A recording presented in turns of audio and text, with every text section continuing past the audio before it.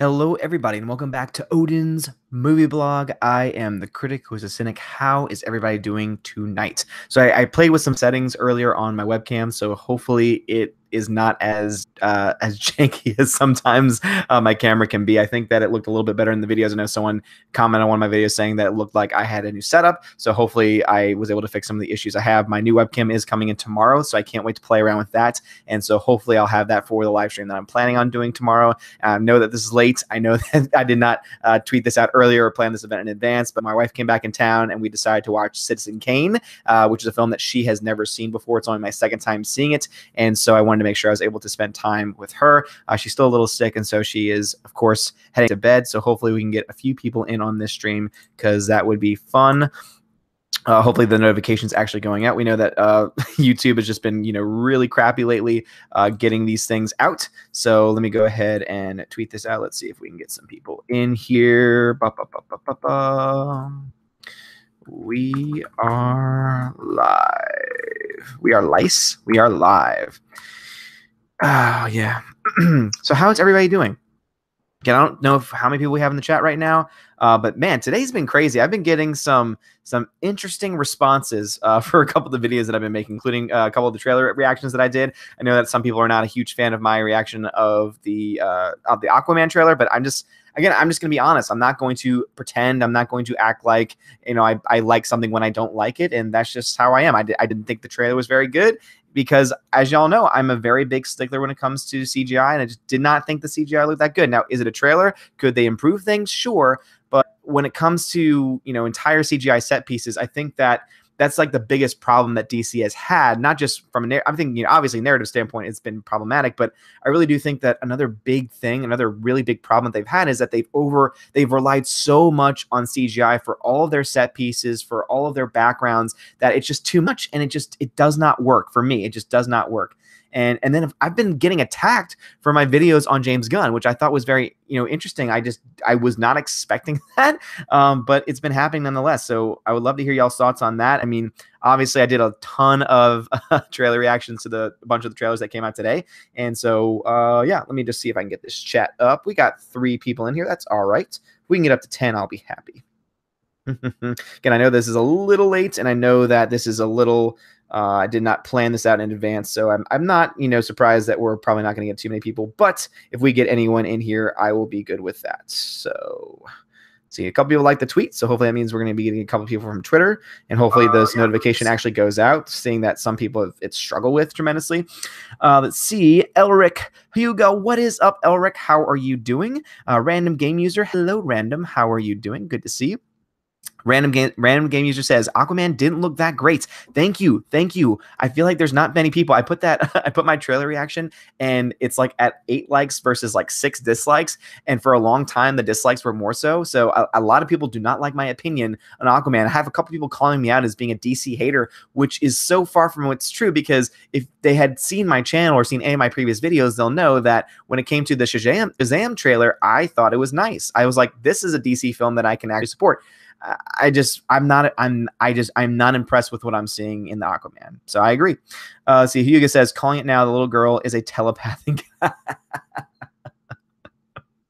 Hey, it could be. It could be that. I mean, that would definitely be playing a little too close to home with the characters that she's played before. But it could happen. I mean, that's kind of like the direction that they seem to be going with these stories. Mex ASC, what is up, Mex? Hello, how are you? Mex says, it's ridiculous that you're being attacked over James Gunn. I know. It's just insane. People are saying, oh, you're going too far, or like, are you still like why are you beating a dead horse? And it's like, I've made 2 videos. I've only made 2 videos on this story, and this one was more to do with Dave Bautista's response to it and being critical of that. So I don't understand it. I mean, I guess because of the story, it's the videos reaching out to more people, and so it's people who've never seen my stuff before. But I even have people who've been watching my content who have been critical, and I respect them for their opinion, but it's just a little weird. It's a little off-putting for me. Let's see. Richie Riss says, holy Glass, Batman. Dude, Glass looks fantastic. Oh, the trailer is so good, and I am just so excited for it. And I said this in my trailer reaction. James McAvoy looks like a total boss. Like, he is so talented. He does not get enough credit in Hollywood, I feel. I don't think he's ever been nominated for an Oscar. And of course, he's chosen roles in films that usually don't get Oscar attention, like, Academy attention. But at the same time, he's so talented. He's so damn talented. He's a guy playing a character that has like over 20 personalities, and he does each one spot on, and each one's different and unique. It looks so good. It looks so damn good. Mex says, anyone that talks about pedophilia the way deserves to be torn apart. I agree. I absolutely agree. And everyone's trying to say, some people are trying to still to defend the jokes.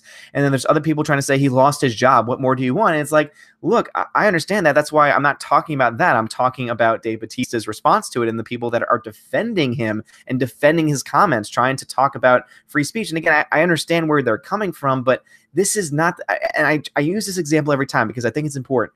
I'm a theology teacher at a Catholic high school. If I were to say those things, I would rightly be fired and also probably would be investigated. So why shouldn't someone as, at a high profile job who has so much more attention, so much more access to various things, why should that person not also be fired or also even investigated? That's just me. Again, has he done anything wrong, like physically? We don't know. But to say things like that and to claim that they're jokes, it does not rub me the right way. And I do not like it. I do not like it at all. Mex says, figuratively speaking, of course. Exactly. Again, I don't want any violence to be towards him. I just think that we have, probable cause, and I think that it should be investigated.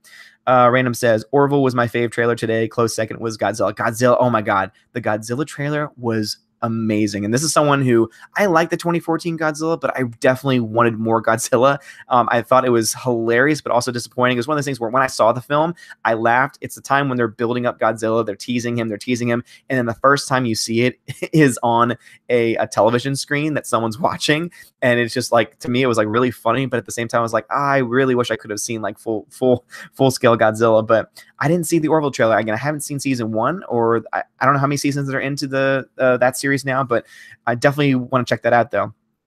Let's see. Mex says, speaking of the Aquaman CG, is it because it's oversaturated with colors and doesn't look very realistic? Is why you're not impressed? Yeah, I mean that's because for me, when CGI being used, unless it's an animated film, it should look real. It should look realistic. And that's the reason why I like the Godzilla trailer, because they use CGI in that and everything looks realistic. Even the monsters look as realistic as they can be. The problem with the Aquaman trailer is that the CG that they use just does not look realistic, to the point where they can't even make a shark look real. And I just feel like there are so many advances that they've made in this technology that it should look good. People say, oh, it's a trailer. Yeah, but trailers are the things that are supposed to get you excited for a film and are supposed to make the film look good. So if you can't put in a lot into a trailer to try and showcase these things, I'm just not impressed. I'm not. Jedi Starship says, a whole lot of stuff going on. Yes, indeed. You're right, Jedi Starship. Welcome back to the chat. He says, Aquaman CGI doesn't have enough bubbles, sand clouds, and animation. OS is too fast, which makes it look fake. Yeah, I mean, again, I think it looks fake. And also, too, the jokes are okay. Like, there were a couple of times when I chuckled, but for overall, I feel like the character hasn't changed much from Justice League, and I hated him in Justice League. I just did not like his character in Justice League. I thought it was a very weak part of that film. That whole film was just a tragic mess. But a lot of that had to do with the CGI too. And so that's why for me, I wanted Aquaman to be that film that finally tried to break away from the pack. And the whole time sitting through that trailer, I'm like, okay, I feel like I'm watching Justice League again, from the effects side, from the story, from the character standpoint. And that's not a good thing, because I think that if any film is going to work in the DCU, it has to fall and it has to run away as far from Justice League as it possibly can. That's the reason why I like the Shazam trailer, because it was very unique. It was very different. It was the most unique and different story that we've seen so far in the DC universe, that I liked it. So see, Super says, curses, no notification again, sup Odin. Super, I'm not surprised. I'm not surprised. That's the reason why when I got on, I was like, man, we usually get a lot more people in here. Even this late, we usually get a lot more people in here. And so I'm glad to see that some people are finally getting the notification. Yuga says, I'm geeking out over Godzilla. I watched most of the original Godzilla movies as a child. That's why I say she will be a telepath. Oh, okay, yeah. Yeah, I mean, because I think it's interesting because of the fact that she does play that kind of a character on Stranger Things, that there might be that connection there. And so that'd be interesting. But yeah, I agree. I'm someone who watched a lot of the Godzilla films when I was a kid. They were usually on TV, and I always liked watching them. Obviously, I wouldn't call myself a Godzilla connoisseur. Like, I wouldn't call myself like a fanatic or a really huge fan, or diehard fan, I guess is the best term for it. I wouldn't call myself a diehard fan, but I did watch them a lot. So that's why when I was seeing all those characters being revealed, I was like, I know this character. I remember watching these films, when Mothra, I was like geeking out over Mothra and all these other characters. Like, a couple of the characters I've forgotten their names, but I remember Mothra, and so I was just like, oh my goodness, like, this is amazing. So yeah, that movie looks fantastic. So May 2019, I'm going to be there first. I'm going to be there opening night. And also by that point, I'll have my AMC membership. So I'm going to go see that in Dolby opening night for sure. Let's see. Jedi Starship says Gojira. Yes, exactly. Jedi Starship says, wait, there is an Orville trailer. Be right back and check that out. Sounds good. Yeah, I mean, I know there's a lot of people in my chats that like Orville. My wife really likes the Orville too, so that's definitely a show I'm going to check out at some point. But yeah, let's see. Random says, we only have one season of Orville so far. It is a Star Trek we want. That's what you said. You said that before, Random, and I really do want to dive into it at some point, especially since it's only one season. I think I'm going to try and dive into that as soon as I can. Mex says, I'll still see Aquaman at least once, if for no other reason than to see if it'll be a dumpster fire or not. Shazam looks like a dumb and cheesy popcorn flick, so of course I'll see it. And I think you really hit the nail on the head. It looks like a dumb popcorn flick, but I think that's kind of what DC needs, because guess what makes money at the box office? Popcorn flicks. Like, look at the fact that there are films that most people would say weren't very good, but have easily cracked $1 billion worldwide. It's because they were able to appeal to mass audiences. And that's something that the DC universe has not been able to do, because the films have just been so bad, have been so poorly made, that they haven't been able to draw people in. They haven't even been good popcorn flicks. And so that's the reason why I think that Shazam at this point looks better. But again, I'm talking good and nice things about Shazam, which is a DC property. So it's just funny to me that there are people who are attacking me as being a DC hater. It's like, no, I have nothing wrong with the characters. Keep in mind, one of my favorite trilogies ever to be made is a DC property, and that is the Dark Knight trilogy. And so for the people to say and claim that I'm like some kind of DC hater is just not based in reality. But yeah, I agree. I mean, I'm definitely going to go see Aquaman. I'm going to give it a chance. I'm going to go see it in the biggest screen that I can with like the best effects. I'm going to go see it like IMAX, maybe even Dolby. I'm going to try and see it the best way that I possibly can to get the best image, but the CGI worries me for sure. Hugo says, the first time you see Godzilla, the 2014 movie, is in the pan up at the airport. Exactly. Like, all of a sudden, well, no, because you even see Godzilla before that. So they have all the teases. They show the parts of Godzilla, but then the first time they show full scale Godzilla is actually on a TV screen, because it looks like they're about to show and reveal Godzilla, and then all of a sudden it cuts and it shows a TV, and it's him fighting with one of the monsters. And I thought it was hilarious because everyone was anticipating that moment, and then they cut away from it. And so part of me was like, this is really funny, but I also really want to see more Godzilla. So I'm glad it looks like this film we're going to see, since it's called, it's basically focusing on the monsters of the Godzilla universe. I think that we're going to see a lot more of them, and it's going to be awesome. Super says, oh, I get it. For me, I'm not looking for realism in Aquaman at all. I'm looking for something that looks good and pays respect to the source material. This did that for me. And I understand that. And that's the reason why I think a lot of people like Zack Snyder's style, is because he is very, he has a lot, his style is comic book influenced. He has a lot of, that's pretty much the visuals that he goes with. I don't like that, because by being too much like the comics, it makes it look not realistic. And in the comics, it's okay because it's a comic. But when it's a movie, I want it to look real. I want it to look as real as possible. And so when you use too much CGI, and when the CGI is not very good, all I see is digital noise, and I don't like it. Mex says, could it be possible that the CG style in Aquaman is a conscious decision, perhaps to reflect the comic style of coloring? It might be, but I honestly believe that is one of the main reasons why the DC universe has not broken away and has not made money, is because they're trying too hard to do that. Because again, that's the Zack Snyder way of making films, and for the DC universe, it has not worked. So that's my problem with it, is that if they want to succeed, they have to start breaking away from that.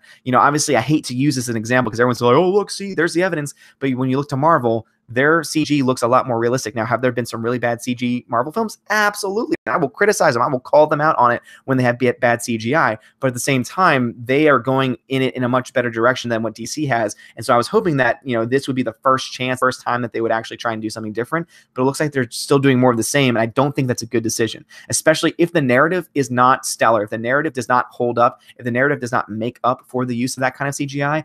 I don't think it's going to be a good thing. And I think that we're going to have another sub-billion-dollar film on our hands. Mech says, Glass is the film that I'm most excited to see. Godzilla looked awesome too. I agree. Those are top two. Both of those films are now my most anticipated films for next year. At one point, I'm gonna sit down and actually make a full list of all the films that I'm looking forward to next year. But Glass and Godzilla are absolutely gonna be on that list. Glass to me is exciting because it's tying in a 2000 film in Unbreakable with Split. And if you haven't seen either, go see them. They're Shyamalan at his best. They're fantastic. And the fact that they're all being connected with this new movie Glass, and the fact that they could probably take this movie and turn it into its own franchise, its own universe, is really exciting because there's so many things that they do with it. And so I'm absolutely excited for both. And then Godzilla, as I've already said, Godzilla looks amazing. It looks like a film that I want to go see on the big screen with popcorn. Mike Vasquez says, I think it was a mistake to cast Jason Momoa as Aquaman because they have cheated themselves out of casting the perfect actor to play Lobo. Jason Momoa would be the perfect main man. Yeah, as I said, I'm not a huge comics guy, so I don't know all of the characters, but if you say so, it probably is true. But Jason Momoa, for me, he's okay. I mean, he was fine as Khal Drogo because he didn't have to really speak that much. He didn't really have to do a whole lot. So I really hope that we get to see more of his range as an actor in this film, because I don't think we saw that in Justice League. Based on his performance in Justice League, which I really do blame the direction for and the writing for more than anything else, just wasn't very good. So I'm hoping that Aquaman's able to give him the chance. The writers and director James Wan especially is able to give him some range, give him some really good advice, some acting tips to be able to kind of break out of that character. But based on the trailer, I'm just not quite sure. See, Super says, and I have to give James Wan some of his shots, at least, I think, look great in the trailer. For that to be his first big budget is wicked cool. No, I agree. I definitely think there are some cool parts of the trailer. I'm not going to deny that. Again, was the trailer total trash? No. But for me, the biggest critique I have, because whenever a film is going to use too much CGI, it better damn be good. So that's why I like Godzilla, because they use their CGI very well. And that's the reason why I critiqued Aquaman, because they use a lot of CGI and I just didn't think it was as good. But yeah, I mean, again, I think that James Wan's going to do a fine job. I think that it is very impressive. And there were some cool scenes. Again, a lot of the underwater stuff when it was a human, when it was a human face, actually looked pretty cool, pretty good. But anything that was non-human just did not hold up for me. Let's see. Random says, I was so excited for Mothra, King Ghidorah, and Rodan. Yes. Oh my God. Like, every single character, every single monster that they showcase, I was like, yes, I remember this. Like, my childhood came flooding back because I haven't seen those films in so long. So all I've had was the terrible Matthew Broderick Godzilla, which really wasn't even Godzilla. And then of course the 2014 Godzilla, which I really liked. And so I'm really glad that it looks like we're going to get an awesome, like, fun action, like full action film, because I liked the 2014 Godzilla a lot, but it was definitely more of a drama. It was not as much of an action film because it kind of limited the amount of action until like the very end of the film, which some people were critical of. And I think they were rightly so critical of it. So it looks like this film is going to be a lot more geared towards just being nonstop action. And if that's the case and it has a really good story to match it, I am going to be so hyped for it. Random says, I reacted live to the Orville trailer. It was awesome. Nice. I'm gonna have to go check that out. But are there any, Random, let me know, since I know that you're kind of like the person that's like an Orville and Star Trek expert. Is there anything that's spoilery in the Orville trailer? Because I have not seen season 1. I plan on seeing it, especially since everyone's been recommending it. So let me know if I can watch it and not be spoiled anything. Or is it a show where it doesn't really matter? If it doesn't really matter if something's spoiled for me, please let me know that. All right, Jedi Starship says, Orville looks good. Comedy check. Storyline check. Same old routine. Aliens check. Still, I'm looking forward to it. Sounds good. Again, that sounds like it's a fun show. And that's all I've heard. I've heard it's fun and all that stuff. Also, too, guys, I mentioned this in the very beginning when there was only like 2 people watching, but please let me know. Is my video stream looking better? I did some tweaks with my camera, so I don't have my new webcam yet, but I was able to tweak certain things with the exposure, which I think were making me lag, which I think were affecting the frame rate. And someone mentioned in my video earlier, the videos that I released earlier today, that it looked like my quality got better. So please let me know if the stream looks better, if the specifically the video looks better. I'd appreciate that. Thank you. Let's see. Mike Sexton says, Odin, I'm starting a band, the Wet Bandits. Yes. Not to be confused with the robbers from Home Alone, but I mean, that's what we're going to think about. We need a guitarist. Oh, and also need you to change your name to Marview. But it has nothing to do. It has absolutely nothing to do with Home Alone, right? But you know what? I'm in. I can't play it, but I'm in. Laura, Ryan stole my fan fiction story. Hello, welcome back to the chat. The Shazam movie looks funny. I hope it's good. Me too. And I think it is funny. I mentioned this in my review. It's funny that they're playing with the whole big concept, because the whole time I'm like, okay, this is big, but with a superhero twist to it. And so if they do it right, it could be fun. It could be good, but we'll have to wait and see on that one. Navy says, good morning, my good people. Am I late to the party? No, we just got started, Navy, so welcome back to the chat. Jay Jumbansky, what's up, Jay? Let's see, Mike Sexton says, Ethan plays the guitar. There you go, man. Dude, get Ethan in on this, man. Navy says, Aquaman, I wanted Namor the Submariner. Brad Noble, what's up, Brad, our pet troll? Godzilla stole the trailer show so far. I can agree with that. It was the one trailer, and if you saw any of my reactions, that was the one where I talked the least, because the whole time I was like, oh my goodness, like, this is amazing. And I was just so drawn into the trailer. Like, that's how you make a trailer. That is how you draw people in. That's how you make people want to go see your films. The other trailers I saw were really good too. Again, especially Glass. Glass was fantastic. And Godzilla, though, definitely knocked it out of the park for sure.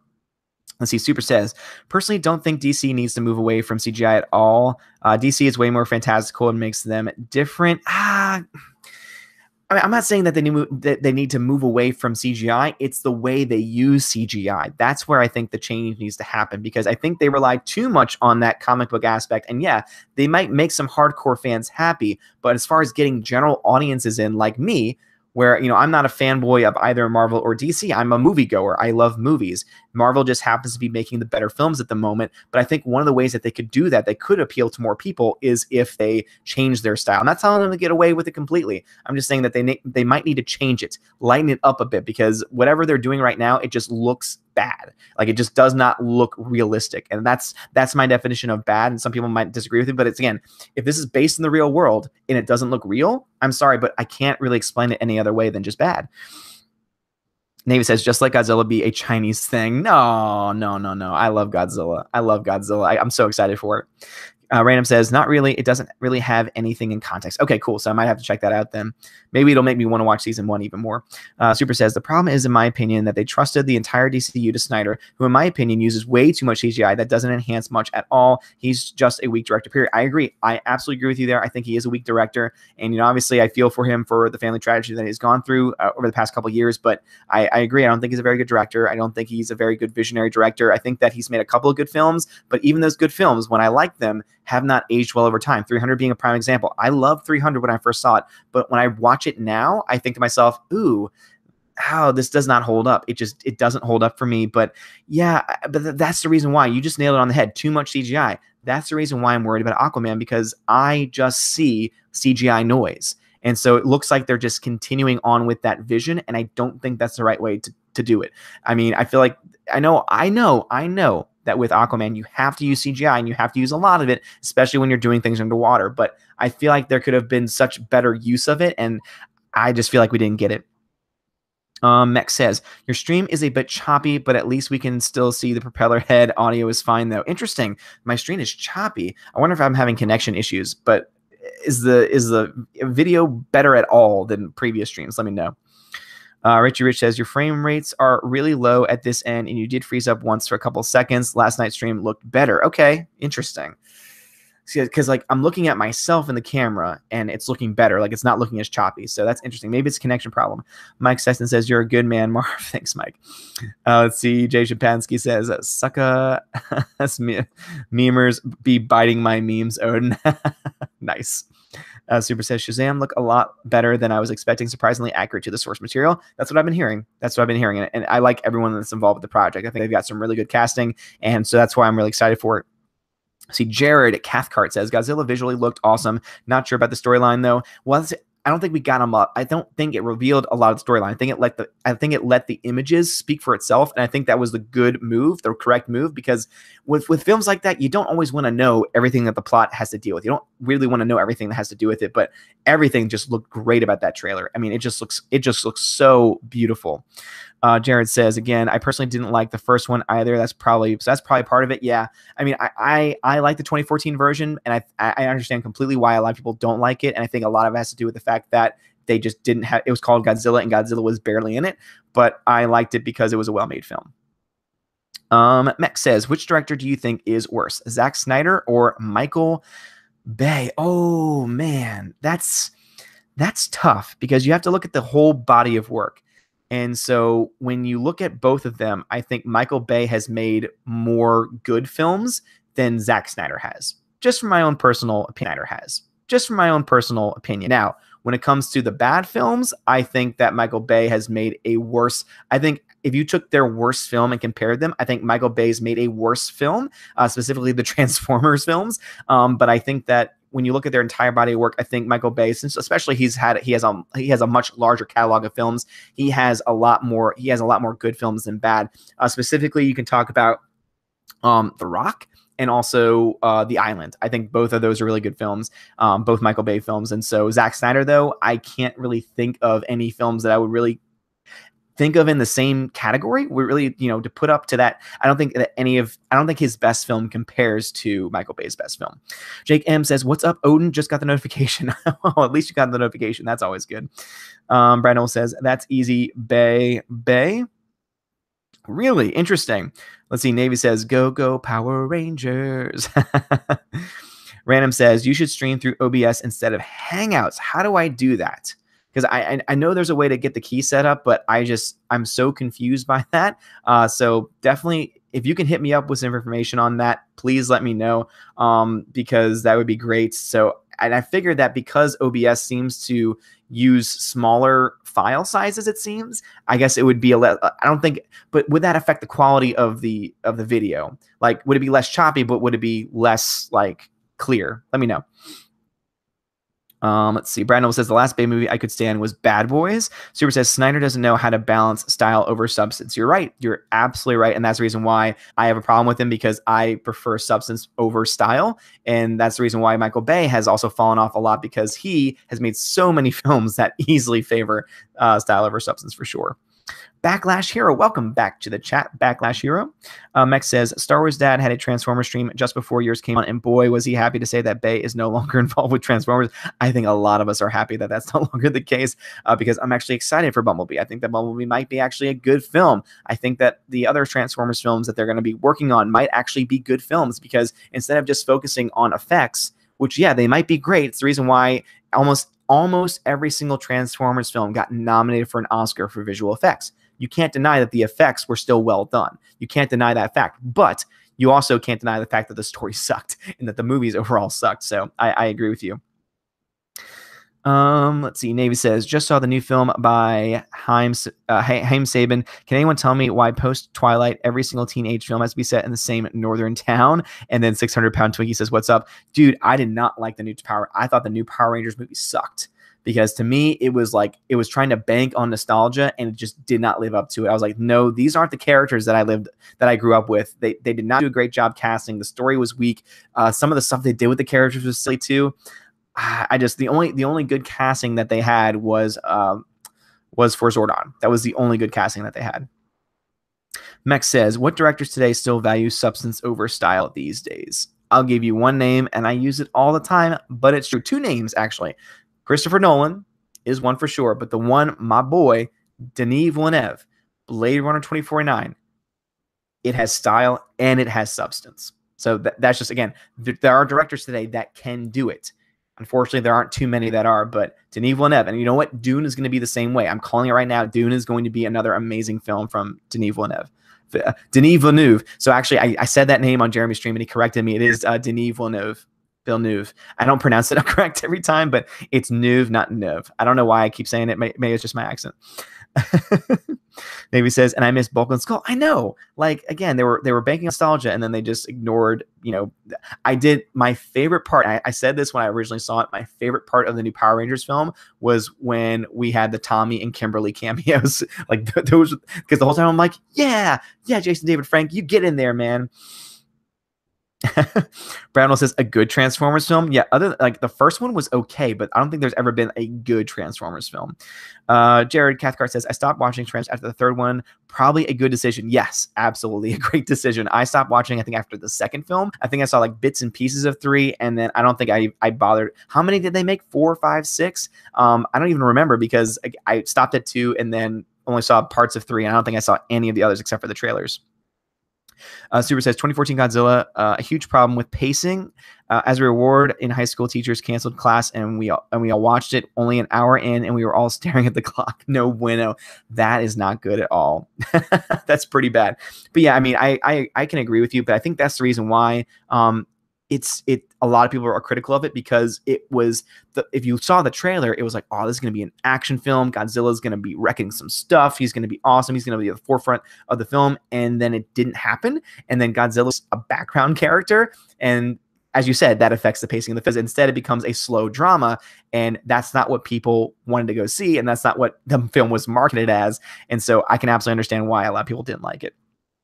Hugo says, just to clarify, telepathy officially started in Godzilla vs. Biollante. A girl got telepathy after the Godzilla attack in 1984 and shown affected by the attack as well as by having dreams of Godzilla. Interesting. Okay, so it looks like there is a precedent for it. So maybe they are reaching back, because obviously they're bringing all the characters back. So it would be interesting to see if they're also going to be reaching back to previous storylines to try and bring telepathy back in. So it could be interesting to see if they, and you please let me know when the film does eventually come out. When I'm sure I will do a review, and I'm sure I'll do a live stream talking about it. Obviously we still got a ways, May 2019, but please let me know if there is that connection between the two, because that'd be really cool. Navy says Angel Grove is supposed to be a fictional Los Angeles. Jared says, agree with you on Denis. Jared says, yes, Dune will be great, I'm sure. Again, Denis has not made a bad film yet. Tell me one bad film that he's made. Has he made a weird film that a lot of people didn't get in Enemy? Yeah, even I struggle with that film, but you can't tell me that it's like a bad film. It's like, it's still expertly made, and it's still really interesting too. Cobra Kaiser Soze, what is up, Cobra? Good evening. Quite a day, sir. How are you? I'm doing fine, dude. I'm pissed. So someone attacked Cobra in the comments, and it's someone who's been on this live stream before, Dead Schooled. I don't know what's going on with Dead Schooled right now. He was usually really great in the comics, like a really chill guy. And today he just went after Cobra, and it was just really bizarre, because Cobra made a comment about the situation with James Gunn and said nothing, at least from what he told me, he said nothing like inflammatory, and his whole account got banned. And I looked at what he said, and I'm saying, you're telling me, Twitter, that you're going to ban this guy, but James Gunn, who said so many more, like 1,000 times more despicable things, and this was years ago, kept his Twitter the whole time, still has a Twitter to this day. It doesn't make any sense. So what's up, Cobra? Hope you're doing fine. Navy says, if the names of directors are difficult to say, then they must be good. Hey, I think that's a fair point for sure. Navy says, Jason Frank, didn't he do UFC for a while?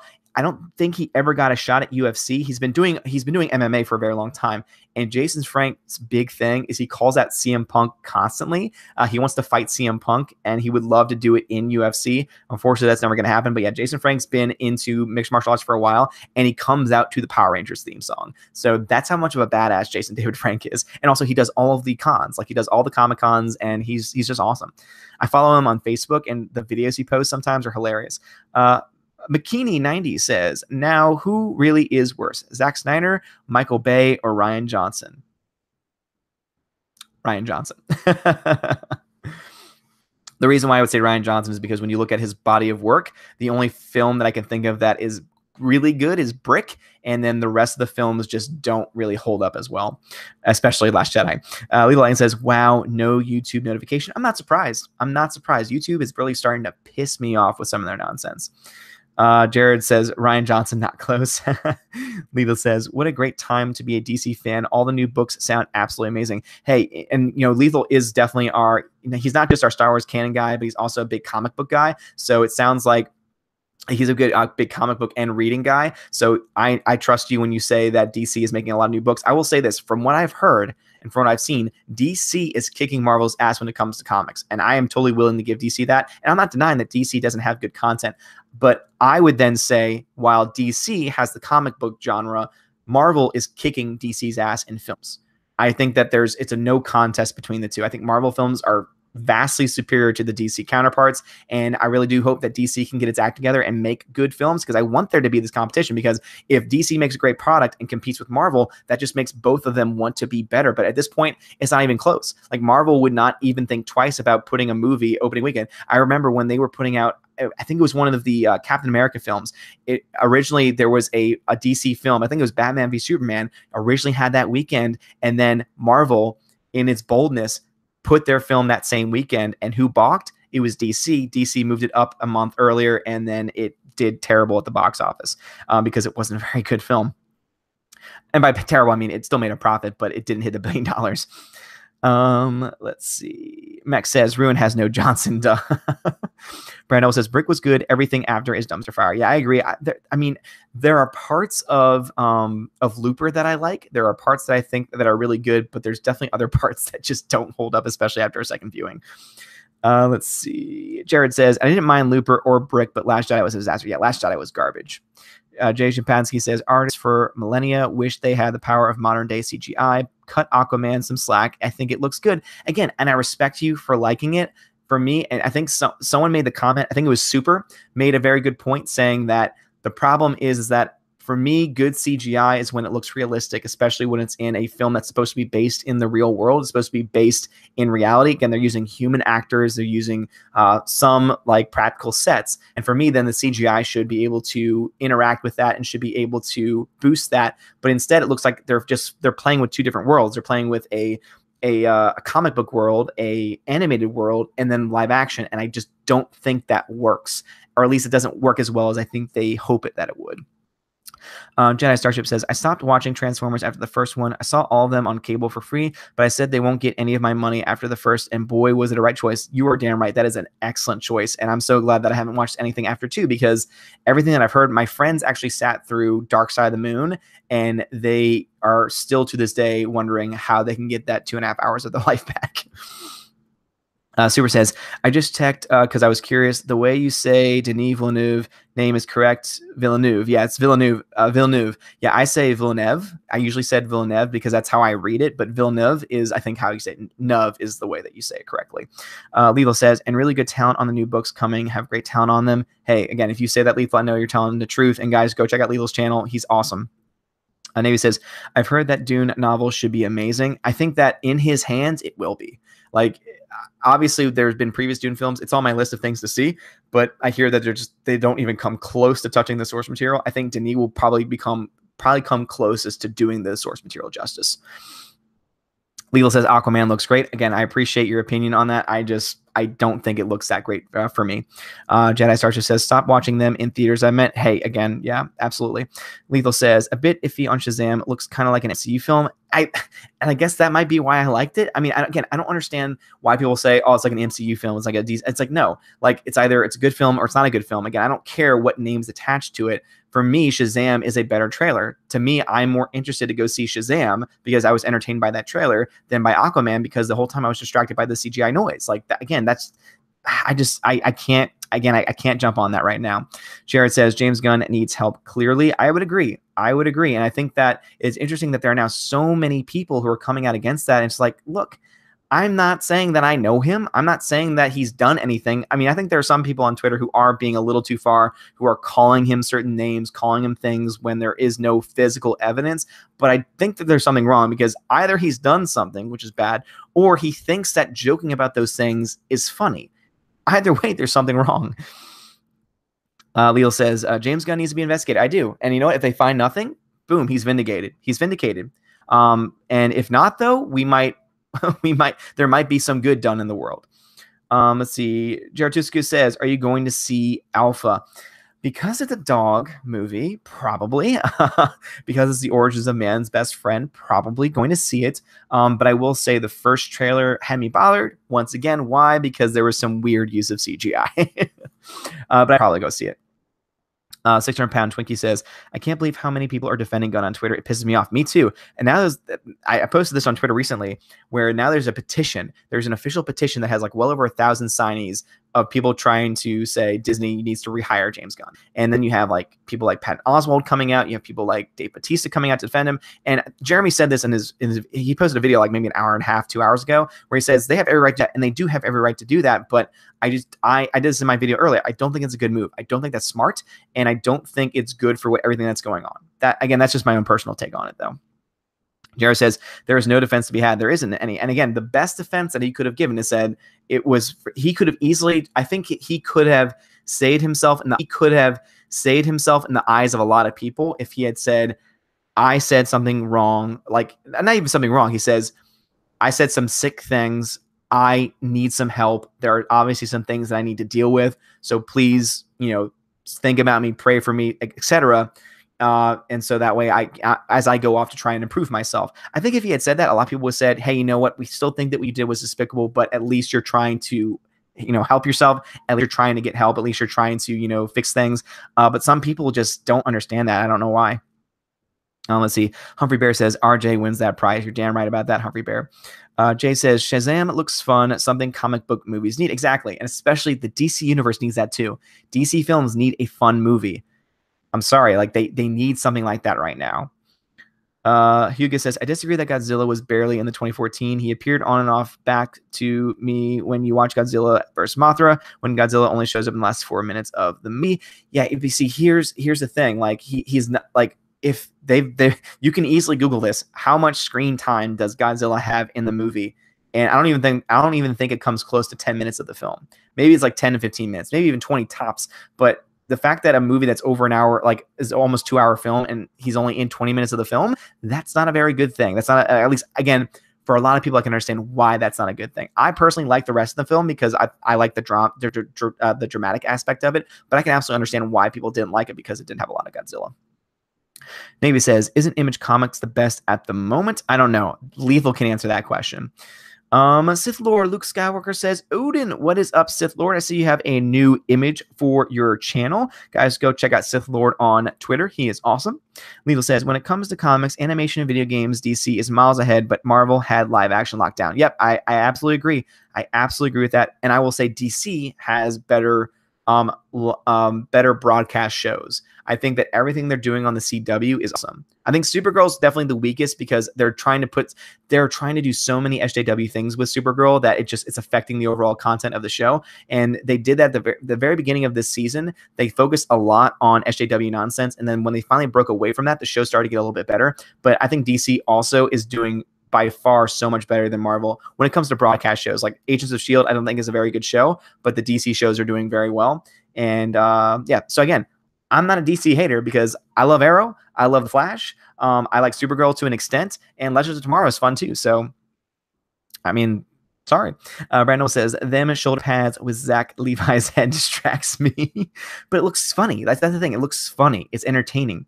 McKinney says, do you think that the beginning of the MCU's downtown will happen at, downhill, downturn. Okay. Yeah, I gotcha. So the question is, do I think that Marvel's going to start to go downhill with Captain Marvel? It's possible.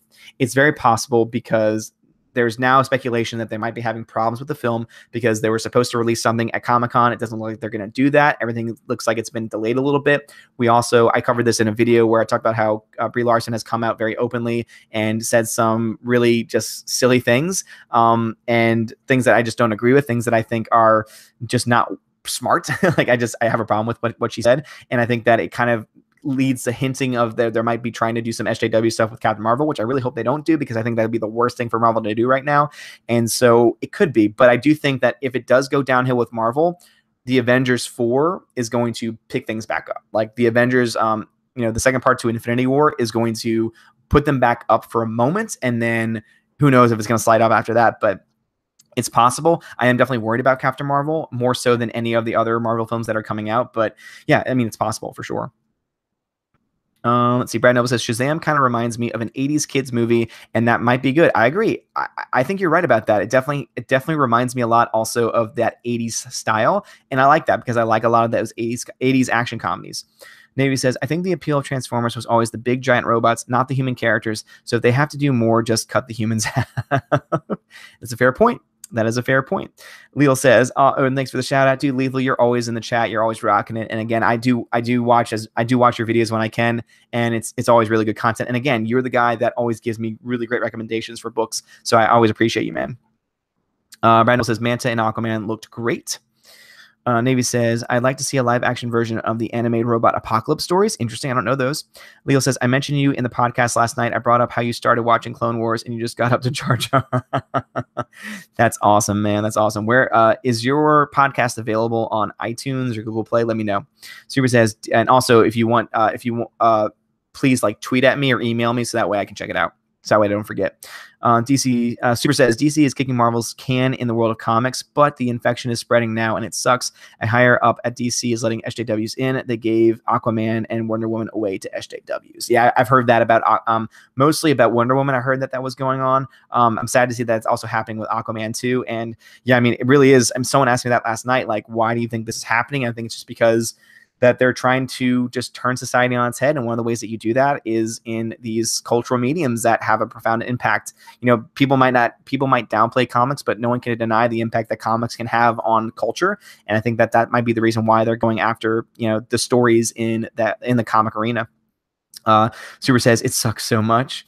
Jake M says the Glass trailer looks cool. I feel like those movies are not very well known. James McAvoy looks insane. Exactly. And that's what he's supposed to look like. And that's why it's awesome. Guys, if you have not seen Split, please watch it. It's great. James McAvoy. I said this when I first saw it. James McAvoy should have been nominated for an Oscar for his performance. That's how good he was. That's how much he fell into his character. That's how great he did every single personality that he was supposed to be fighting with in his body. Like, he was so good. So when I found out that Glass was going to be made, when they tied in the very end of Split to Unbreakable, I was so excited to see what they're going to do. Glass, the trailer is awesome, and I can't wait. And also, they can do so much. They can expand this universe there's just so many possibilities. There's so many things that they can do. Jared says, yes, the Glass trailer was excellent. I agree. Brad says, I like the Glass trailer, but M. Night has a way of screwing you over. Not recently. Almost every film he's made recently has been good, starting all the way back to the film he made about the visit to the grandparents. I heard that was good. I didn't watch it because it was a horror film, and I don't really like, you know, horror films very much, but I heard that was actually pretty good. Split was excellent. Again, watch Split if you haven't done so already, and the tie into Unbreakable is fantastic. Let's see. Brad says, paying money to see a Shalama Lama Ding Dong film scares me. Watch Split and you'll change your mind. Watch Split, and I think you will say, I definitely am going to go see Glass and pay money. Just saying. Mex says, if Gunn's statements were true about that being who he once was and not who he is now, then why did he wait until he was called out to delete them? I agree. And also, someone else made the one comment that I've got several times under that video is that this was actually a story that broke 6 years ago, right before he was taken on to do Guardians of the Galaxy.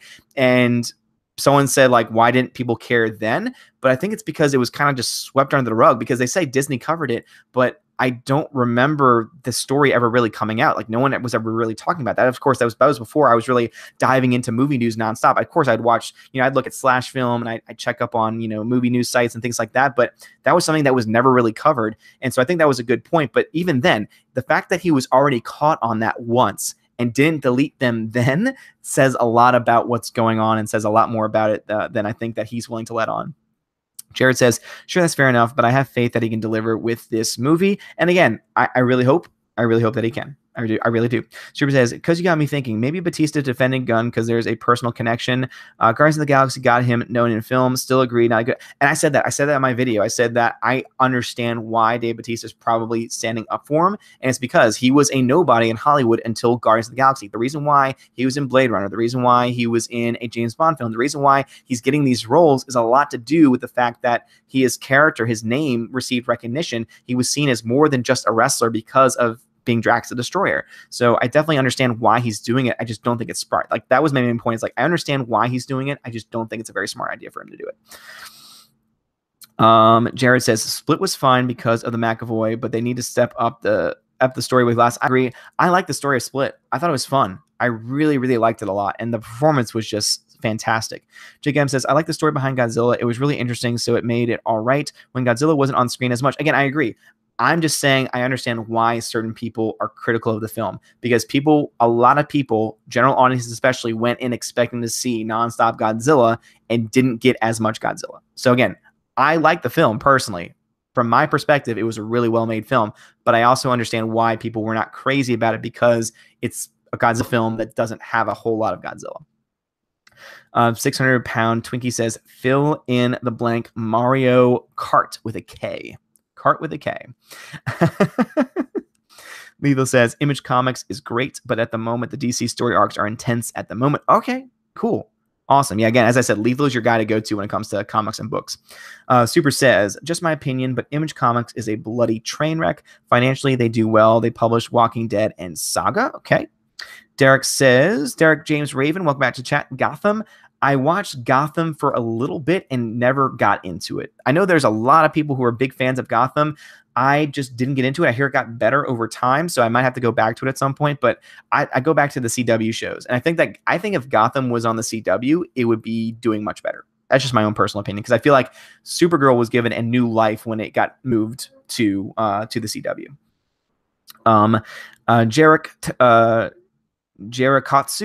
Jarekatsu, welcome back to the chat. What are your thoughts on the Dragon Ball Super Brawly movie? I haven't seen the trailer for it yet, but I'm excited for it.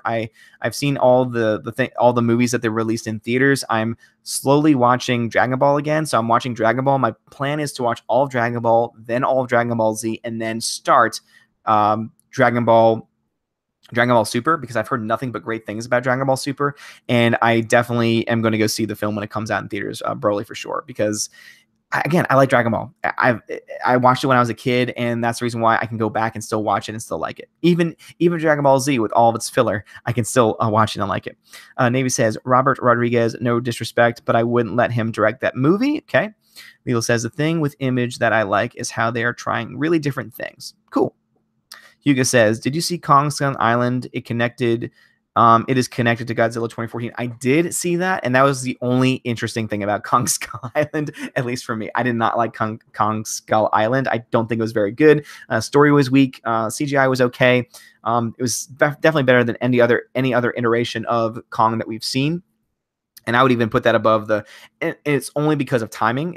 I think that if Peter Jackson was to do Kong today, he would have better. Obviously, the CGI would be better, but I will say that was the only good thing that was the only thing that I had to look forward to in Kong Skull Island. Mex says, Captain Marvel, the character has been a train wreck for Marvel for a long time, partly because they don't really know what they want to do with her. Yeah, I've heard that a few times before. 70B says, hey-o, good evening, everybody. What is up, Stephanie B? She is my Valkyrie, and she is awesome. Great to have a Valkyrie in the chat. Now I don't feel so alone. Let's see. Stephanie B says, hit that like button, please, and thank you. Yes, thank you for reminding me. So, guys, please, we got like 26 people in here right now. Hit that like button. It does not take very long, and I appreciate it. Thank you. Derek James Raven says, Krypton is the best live-action depiction of Soup's home planet to date. I have heard that, but the thing that always gets me about Krypton and it's keeping me from diving into it is because it's on Sci-Fi.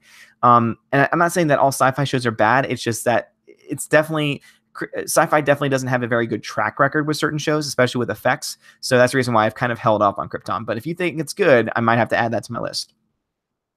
Let's see. Jared Cathcart says, I found your channel from Geeks and Gamers community, though. Oh, well, thank you. I appreciate that. I love the Geeks and Gamers community. I mean, they're fantastic. Jeremy's fantastic. The fact that he invited me to be on a live stream was amazing. And actually, I talked to him today. I texted him today, and I'm going to be doing my first video is going to be on the box office numbers for Ant-Man and the Wasp. So be looking that for out. I think I'll probably be able to get it up this week. So be looking out for that. Jared says, Krypton was pretty good. I agree.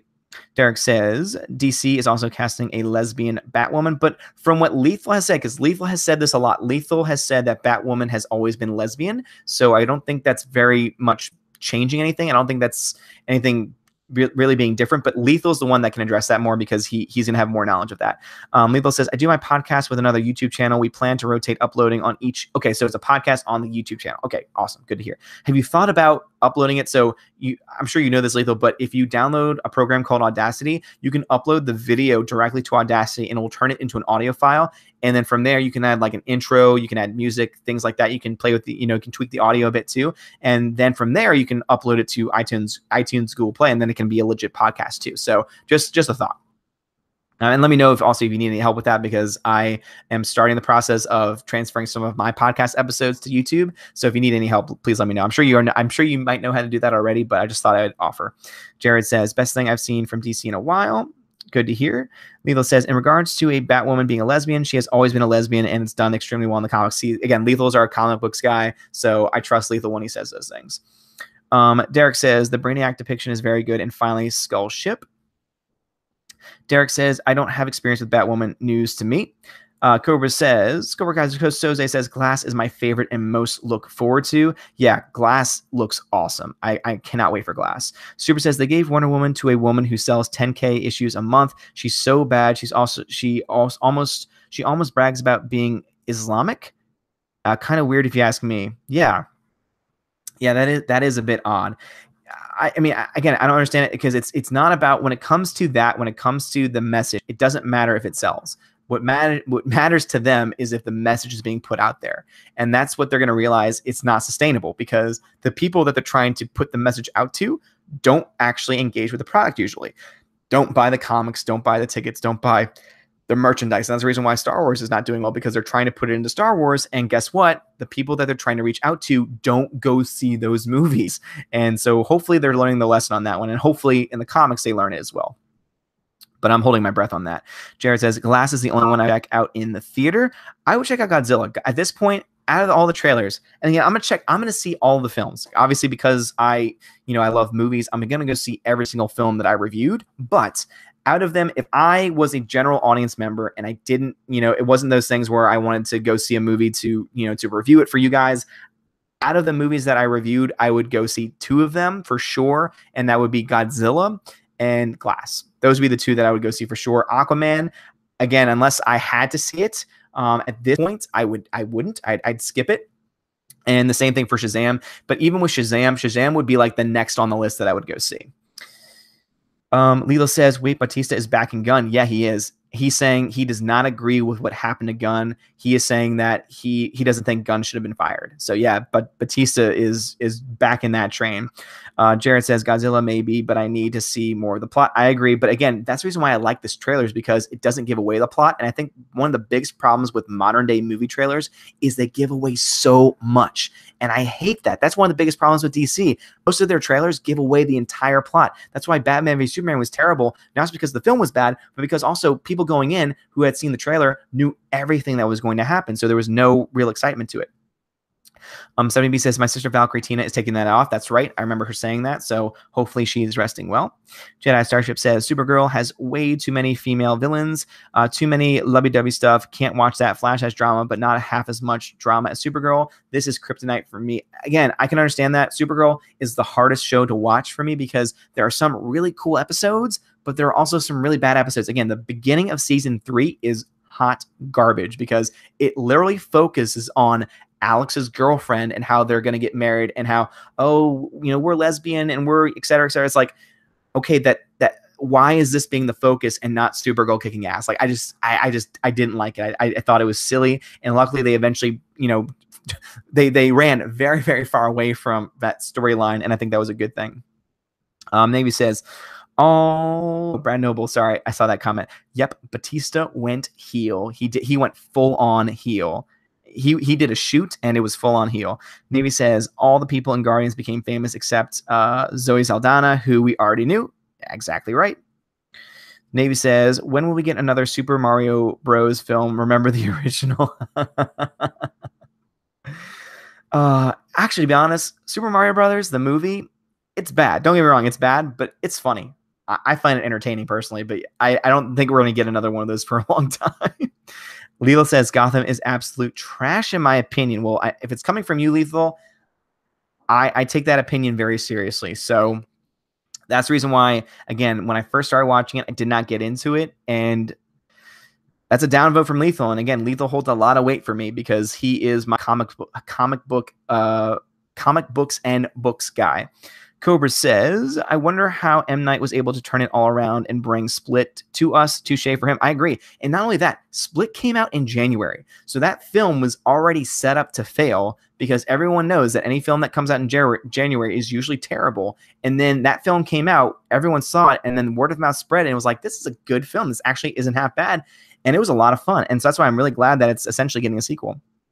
70 says, man, the gang's all here. Yeah, the usual suspects are here. We have some new people too, and I'm loving that. I'm loving that this community is growing and expanding because then the people who can't be here, it's awesome. I love it. Jared says Gotham is terrible. Okay, so we got 2 downvotes for Gotham. Brandon says, how much time they give you? I think you mean on my video, as much time as I need. So I think whatever I give him, he's going to upload unless it's absolute garbage, which I hope it's not. It's going to be uploaded. So I haven't been given a time limit or because it's going to be dealing with numbers, especially, I'm not going to make it too long. I'm going to try and get it to the 10-minute mark because unfortunately with YouTube, we still have to play around. That's right. the trailer reactions don't do very well because anything under 10 minutes tends to not get picked up by the YouTube algorithm and get recommended and suggested for people. So it's going to be over 10 minutes for sure. But I'm not going to make it it's not going to be like my 20-minute diatribes or even probably over 15 minutes either, because I have some things to say and I can say them relatively quickly. I'm also going to try and speak slower for his channel, because one of the things he told me, which is something that a lot of people tell me, is you speak a little too fast sometimes, but it's not a problem. He said it's not a problem, but I'm going to try and slow it down a little bit because I want to make sure that the rest of the people at Geeks and Gamers is able to keep up. So yeah, I've not been given the time limit. Jared says Krypton over Gotham. Okay, good to know. Super says, warning about Dragon Ball Super. If you watch the broadcast version, the animation is bad. Yeah, I mean, I'm going to try and find it, whatever. I have a Funimation account, and so that's how I'm watching the original Dragon Ball. So I don't know if Dragon Ball Super is available on that service yet, but I'll definitely keep that in mind. Thank you.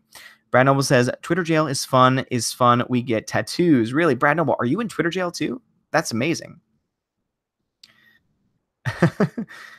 Let's see. Navy says, the guy who directed Skull Island wants to make the Metal Gear Solid movie. I won't hold my breath. Yeah, that'll be interesting. Let's see. 600-pound Twinkie says, sorry guys, I wish I could stay, but I gotta go see it. No problem. 600. Again, it's late on a Saturday, so I'm not surprised by that. For me, I am going to I'm not going to be on for too long because I have to get up for mass in the morning. I have to serve at mass tomorrow. But I'm going to be on for a little while for sure. Brando says, not a first-time offender. Mech says, how dare you say that about Kong? Nothing beats the older Kong films where we got to see a man in a Kong suit walking. No. I was talking about Kong Skull Island. I don't have anything wrong. I have nothing wrong with King Kong. I think you're being sarcastic there about the effects, but I like the original Kong films. 70B says, hi, dear Odin. I'm babysitting my nephews, so I was late. Mea culpa. No problem at all, 70B. Again, you were awesome. Again, even if it would be if you hadn't shown up, it would have been like probably the first stream in a very long time where I didn't have at least one Valkyrie. But you know what? At the end of the day, y'all do y'all, and we're all good. Navy says, can we all just agree that the reason why we'll never get a great Superman film ever again is because of the tragedy of the Christopher Reeve story? I don't think that's the reason why. Because again, Man of Steel was okay, and even Superman Returns wasn't total hot garbage. It wasn't great, but I mean, there were some salvageable things for that film. But I think we'll eventually get a really good Superman film again. The Disco Dev, what's up, Disco Dev, says, am I wrong to not be very excited about Aquaman or Shazam? They have already mangled Batman, Superman. They need to get the two right ASAP. I agree. I'm on your side here. I do not like the direction of the DCEU right now. I am totally on your side, and I am not excited for Aquaman at this point. I said that in my trailer reaction. I don't think the trailer looks very good, and Shazam does look fine. I'm actually willing to go see Shazam. I think that Shazam looks entertaining enough to hold my interest, but Aquaman at this point, I'm not excited for Aquaman. I'm going to go see it, but I'm not excited for it.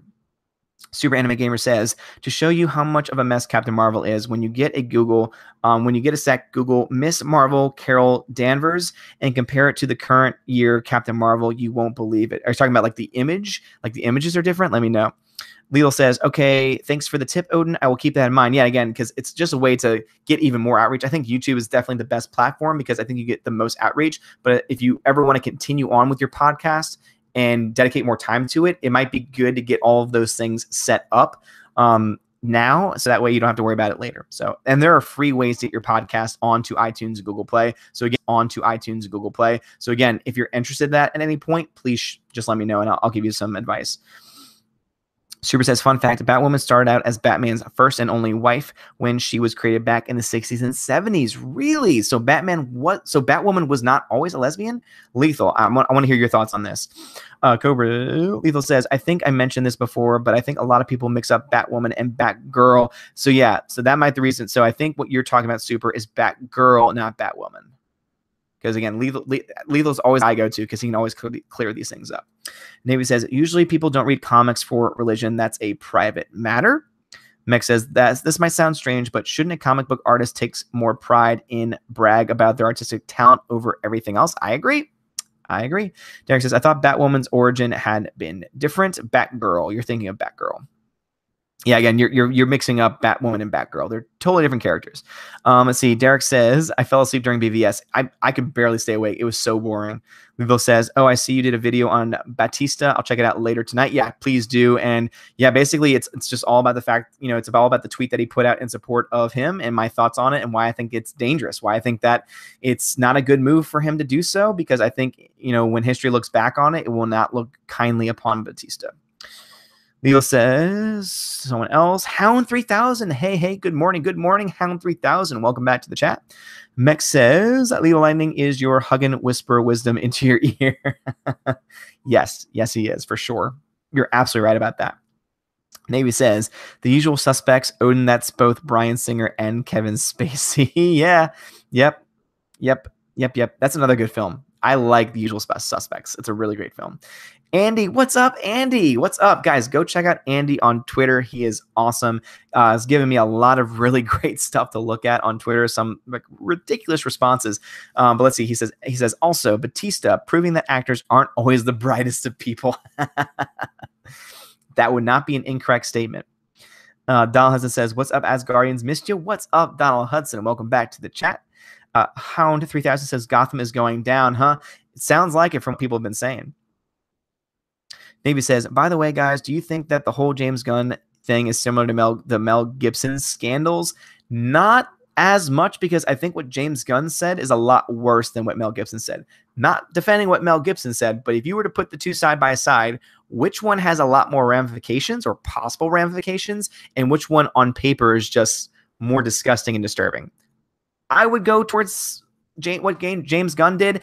And also with Mel Gibson, he has slowly made his way back from that time. I think that he's done a lot of things to try and make up for what he's done. And so that's the reason why I think they're a little bit different personally. Derek says Gotham equals final season. Focus on sirens. Lethal says of King Kong is great. I love watching it. JKD Buck 76. You're speaking at a good cadence now. No worries. All right, cool. Sounds good. Yeah, usually when I make my actual videos, I get very excited. And of course, when I go on rants, I get very excited. And so I tend to speak faster. So I think I'm going to try and keep a more mellow pace when I do my video for Geeks and Gamers. Jared says, Peter Jackson King Kong isn't bad, but Skull Island was awful. Yeah, I wasn't a huge fan of Skull Island. It wasn't terrible, but I will say Peter Jackson, if they had cut off part of the film, it would have been a better film. There was too much going on. It was too long of a film, and it did not need to be. They spent way too much time in one area. Derek says, neither Routh nor the other have Reeves' charisma. I would agree. I would definitely agree. I think that they need a character to. I think they need an actor who has the same kind of charisma, which I think they do have a lot of those people. But overall, I've liked a couple of elements to it. Nigel Noodle says, hey, Odin, you do talk pretty fast, but that's what makes your solo DVD release video so funny, because you sound so super pumped for it in jest. Yeah, I think it works for sarcasm videos for sure, but when I'm doing numbers, I'm definitely going to want to slow it down, because if I'm speaking too fast and people are hearing like box office figures and percentages, they're going to be like, I have no idea what's going on. Navy says, my opinion has always been, if you really want to do SJW comics, then do it as a separate issue, like a sandbox type thing. It's a good point. Brando says, James Gunn's pervy tweets aren't enough to get me there. Derek says, gun scandal may open pedo floodgate. Worked in industry for years. This scandal is nothing in comparison. And I'm surprised because, I'm surprised and I'm not, because obviously we know that there are people protecting others in Hollywood. When the whole Harvey Weinstein thing came out, there are so many people who knew for years, who have been unscathed and who protected him and who supported him. And I think that is definitely something worth looking into. And also, say what you want about Corey Feldman, but I think his comments about things that happened to him as a child need to be investigated. And I really want him to. And here's the other thing too, and this kind of ties into the whole Me Too movement. It's great that people are willing to speak up about these things, but unless they're calling out names, and I know that people are scared because, especially in Hollywood, because they're afraid that they might not get work again, but they have to think about the bigger picture. It's either they may not get work again, but I'm sure they can find something to do with their life, or they go after people who are ruining other people's lives and doing terrible, disgusting things. If it was me, I know what decision I would make, but I agree. I think that there's so much going on that just hasn't been talked about, and it's just disgusting. Let's see. Super says about Captain Marvel. Yeah, classic Miss Marvel is not only way better drawn, but she's attractive, conventionally feminine. Captain Marvel is consistently poor drawn and mannish. Okay, good to know. Super says it's really weird. Navy says, or make up new characters who are SJW, roll the dice and find out whether they're popular. Exactly. Create a new character and try it out. Don't take time, or don't take classic characters that have stood the test of time and then ruin them by injecting your SJW nonsense into the stories. Cecil says, Cecil, what's up, Cecil? Cecil here's guys. Cecil is life. Cecil is Bay. The Force is Cecil. He says, I've been watching the whole episode. Great show. Shazam has potential to be good for sure. Gotta bounce speed. Well, thank you, Cecil. Thanks for joining. And also, I would really like to be able to maybe do a live stream with you sometime. So if you're still in the chat, please hit me up if you're willing to do that. If you're not, I respect it. No problem at all. But I would love to do something with you, man, because you're awesome. And thank you so much for stopping by. Lilo says, for 90% of Batwoman existence, she has been a lesbian. Pretty much every comic character is different than when they first started. Hal Jordan, Barry Allen aren't original Green Lantern and The Flash. Mech says, do you think that gun supporters are defending him as a means of retaliating against the Me Too movement and to protest what happened to Harvey Weinstein? I don't know. I don't know about that. I'm not sure. It might be something worth looking into, but at this point, there's still a lot of things that need to be uncovered. 7B says Cecil is here. I know Cecil is here, or at least he was here when as of 10:40, it's 10:44, so he's probably left at this point. But man, guys, if you haven't checked out Cecil's channel, please do. He is an amazing person, and he's amazing. I love him. Cecil Bounce says, Brad Mech says it's 10:42, and as usual, you still have not caught up with the chat. Yeah, luckily I'm not falling behind as much as I normally do because we've got a pretty slow moving chat tonight, which I like, and I'm only 2 minutes behind. 7B says Cecil is busy. Cecil is doing stuff all the time, so I'm just happy that Cecil stayed around for as long as he did. That's amazing, and I'm so incredibly thankful to him. Sweet Tooth, we have our resident villain. Sweet Tooth back in the chat. Hello, all, he says. And he says, I think that gun issue is going to be the Hollywood equivalent of the Spotlight movie. What's the difference between the two? Here's the thing. I agree with you to an extent, but also it would not surprise me, speaking honestly, if after like a few weeks, this story dies away. And it's the sad truth of Hollywood and of media cycles where they cover a story for a very short period of time. They oversaturate the market with a story. But by doing that, what they end up doing is that after about a week, it gets out of the cycle and they don't cover it anymore. And it's really sad because it means that these issues become very quickly forgotten. So I definitely think there's a chance that could happen. I think that would be awful if it did. But if the gun issue does turn into the equivalent of Spotlight and people start getting called out and people start to be exposed, and I think that'd be a good thing. For sure. Jake M. Sims, I just found out that the DCEU just got scrapped and became Worlds of DC. I did see that. I did see that news earlier. Check it out, but it looks like it's no longer a shared universe until it has to be. And I really think I guess that's their way of trying to explain the independent Joker film with Joaquin Phoenix, is to call it Worlds of DC and Ed. That way it can justify these independent stories. But I think it also lends credibility to people just seeing DC as a hot mess. I'm going to keep calling it the DCEU because I feel like that is the best way to describe it because it is the DC extended universe. I think that's a accurate way of portraying it. But yeah, I did hear that. So now they're calling it the Worlds of DC. Let's see. Jared says, good to see them taking gun control seriously. I see what you did there. Jared. Jared says, I really need to stop making that joke, but it's a good joke. See, that, Jared, is actually a joke, unlike the things that James Gunn has said. Hound 3000 says, hope Clone Wars would not be influenced by SJW. And I hope it won't. I don't think it will be because I think that I honestly think at this point, I made a video on this. I think that them deciding to finish off Clone Wars is hopefully the first step towards them starting to try and listen to the fans and do actual fan service. And if that is the first step, then I think we'll see even more of it in episode 9. And I really hope that we do. Now, would I hold my breath on that? No, because I definitely think that there are still enough people involved with Lucasfilm because no one who has been involved with this tragedy so far has been fired or let go. So I do think that there are still things that could affect it. But I honestly think that Clone Wars will be fine. But we'll see. We will definitely see. 70B says, wait, who is a lesbian? So Batwoman. Batwoman is a lesbian. Navy says, every single popular comic character today has all been made on risk taking, especially Spider-Man. Why was he put at the end of what was put at the end of Amazing Fantasy? 70B says, he is very nice. He is 70B, and I'm so glad that you have converted to Cecil, because Cecil is life. Cecil is Bay. The Force is Cecil. 70B says, 29 likes to 20 people watching. That is a pretty good ratio. So thank y'all so much for liking it. Hugo says, I find it interesting that they use explosives to awaken Rodon. It feels right. The woman is more than likely to be a villain or an alien, like in the first movie with King Ghidorah. Yes. Yes. I agree. I loved, again, all the images. To me, that film, that trailer more specifically, is fan service at its best, because it put all of the hits in there. It had a reference to all of the, the original creatures that have been in all the Godzilla films, and I think it does it just right. So that's why I'm so excited for it. I did not think I would be excited for another Godzilla film until this trailer came out. I was like, I remember why I love Godzilla. Like that's how great of a trailer it is.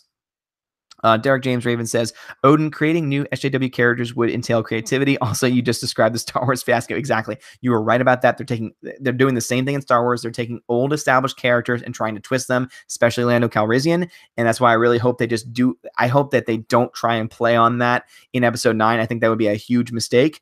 And I agree. I mean, that's what they're doing. And also, you're right. It would require creativity. And a lot of times they don't seem to show a whole lot of creativity. David says, Black Suit Spider-Man was also a huge risk to the story behind the symbol. It is almost more amazing than the actual symbiote saga itself. Super says, sorry, it took a minute to look something up. I was wrong about Batwoman. So sad. Turns out she was invented as a love interest, but never married. Batgirl surpassed her in popularity. Well, it also explains why Batgirl is oftentimes the character, because even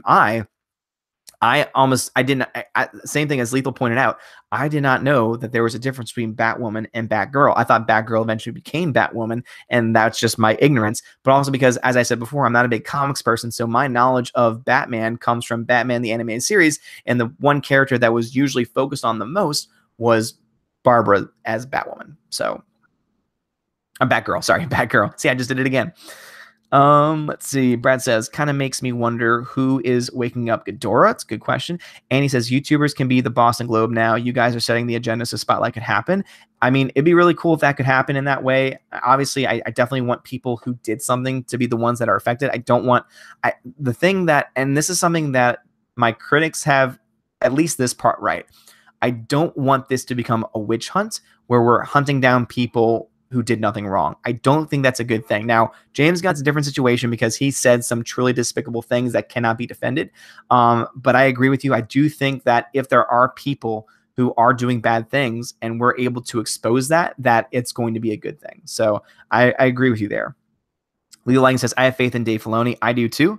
Again, based on my very limited knowledge of the Clone Wars so far, I would agree. I have faith in him as well. Sweet Tooth says, speaking of Clone Wars, I told Jeremy to hit you up about Watch Party. Well, thank you very much, Sweet Tooth. I appreciate that. And yeah, we'll see what happens. Because again, I'm slowly watching through it. But if I could watch it with people who know so much more about it, I think that could make it so much more fun. But it sounds like, based on how you described it earlier, it sounds like that was something he already set up with Anna. So that might be something that I might not be able to get in on at this point. Super says, I did learn that 1940s Batman was married to Catwoman and they had a kid who became Huntress in the 70s. So cool. That is really cool. I like that. Hound 3000 says, in Dave Filoni, faith I have. In Dave Filoni, faith I have. Derek James Raven says, where do I like? There shouldn't be a like button. I think there's just a like button that you press. Thumbs up button. Super says, WDOC is the lame abbreviation. Yeah. I agree.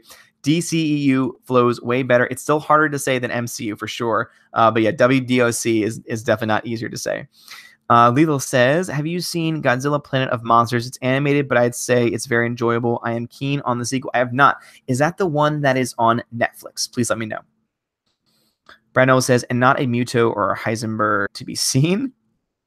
Mech says, at least you know the difference between Star Wars and Star Trek. That's true. Oh my God. So I don't know who posted it on Twitter earlier, but there was a picture. I want to say it was from Comic-Con, and it was someone standing in front of a Darth Vader statue. and they were doing this. And it was so perfect. It was so fantastic. But yes, I do know the difference between the two. Brad Noble says Trek is one of the Porgs, right? You're right, Brad. Yeah, you're right. Our pet troll, you're right. Trek is the one with the Porgs. Super says, I'm a huge Batman person. The thing about Batwoman came out of a DC encyclopedia I read. I think I misinterpreted. Okay. Lilo says, agreed. I am not up for a witch hunt, but James Gunn is very different.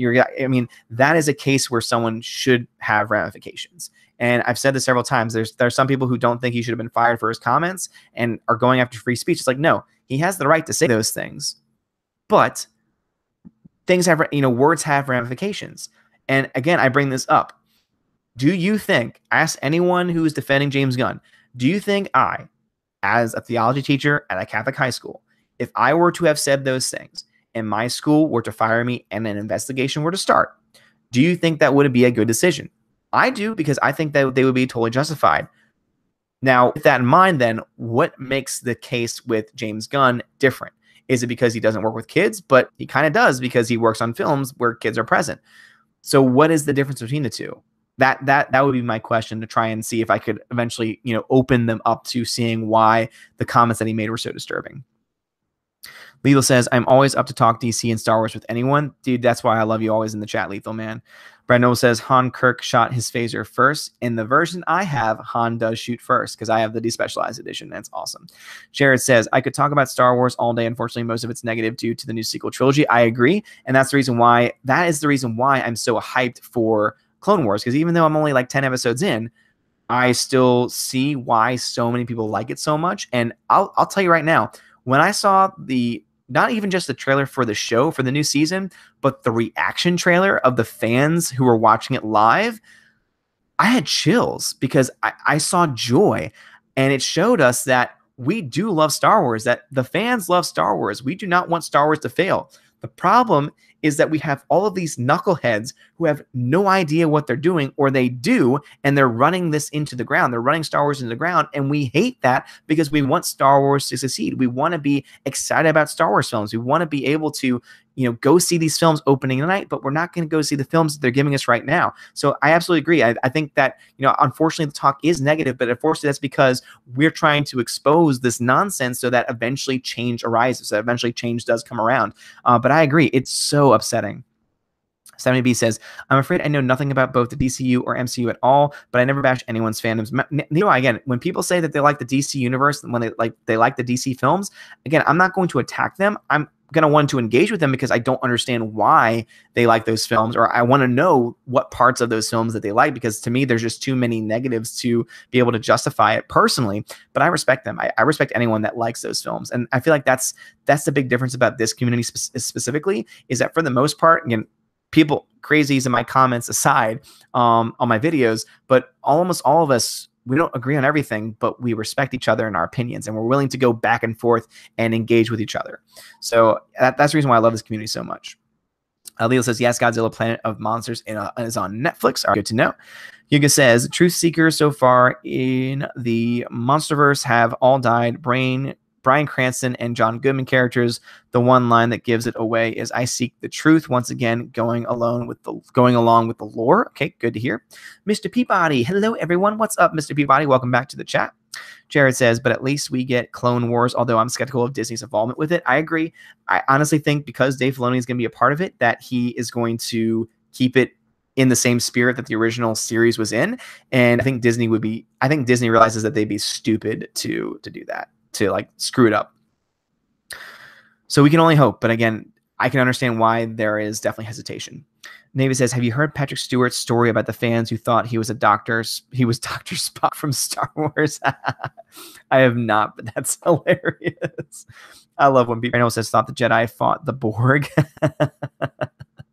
No, it's the Porg, not the Borg. You got your fandoms mixed up, man. Richie Rich, what's up? Richie Rich says, Sweet Tooth shows up and the stream gets a dislike. I think he's taking his villain role to heart. Yeah, man, what's going on with his dislikes? I feel like a lot of my videos now have, not just the live streams, but a lot of my videos have been getting a lot more dislikes. I think there's some people out there who are starting to target and probably other, this is totally conspiracy theory, but starting to target our channels to try and give us more dislikes, even though, it doesn't hurt me at all. 70B has the alien symbol. Is he in the chat tonight? Brian Elmo says, when DS9 blew up, the planet was just wrong. Sweet Tooth says, right, Rich. JKD Buck 76 says Clone Wars was just gets better each season. Trust me, that's what I've heard. Everyone's told me that, and that's why I can't wait to dive further into this show, because if I'm already liking it up to the point when Jar Jar Binks comes into the series, then I can imagine that it's only gonna, I mean, I hear that the story arcs get better. I hear that they tie things in from earlier seasons, and I'm excited. I really am really excited to get into it. Laura's back and says, hey there. So there are many episodes you can skip to finish the Clone Wars quick. Did you see the article about the Star Wars story group not having any experience writing? Wow, I did not see that, Laura. Please send me that on Twitter if you can. That's interesting. That is really interesting. I did not know that, but it doesn't surprise me at all. But I mean, I'm okay watching skippable episodes though, because I'm kind of a completist. I want to see every episode. I want to see every single thing in order as it's meant to be seen. And that's just how I am. But thank you. I appreciate that still. It's not going to take me very long to get through that. Let's see. Jared says the last couple of seasons of Clone Wars were awesome. That's what I hear. I hear that. Brandon says, is Kisk still the president of the USS Millennium Falcon? Lilo says, very good point. And look at me. I like the DCU and don't like the Nolan films, and no one here has attacked me. Not bad for a bunch of people who are supposed to be white racist Nazis. That's a good point. But seriously, get out. You don't like the Nolan films? Have you been living under a rock? Get out of here. I hate you. No, I'm kidding. You're awesome. I mean, again, I love the Nolan films. I don't like Dark Knight Rises. I think it's very weak as far as a film goes. Dark Knight to me is a damn near perfect film. Batman Begins is very close. I love it as an origin story. But again, I can respect you for not liking it. Again, we all have different opinions. Let's see. Stephanie B says, Cecil sent me this. Thanks. I'm going on vacation tomorrow, but I will definitely do a chat with you guys when I get back in about 10 days. Be well. Yes. Thank you, Stephanie B. You're always amazing and always bringing me good news. So thank you so much. That'd be so awesome. Brandon says Odin got big enough to troll.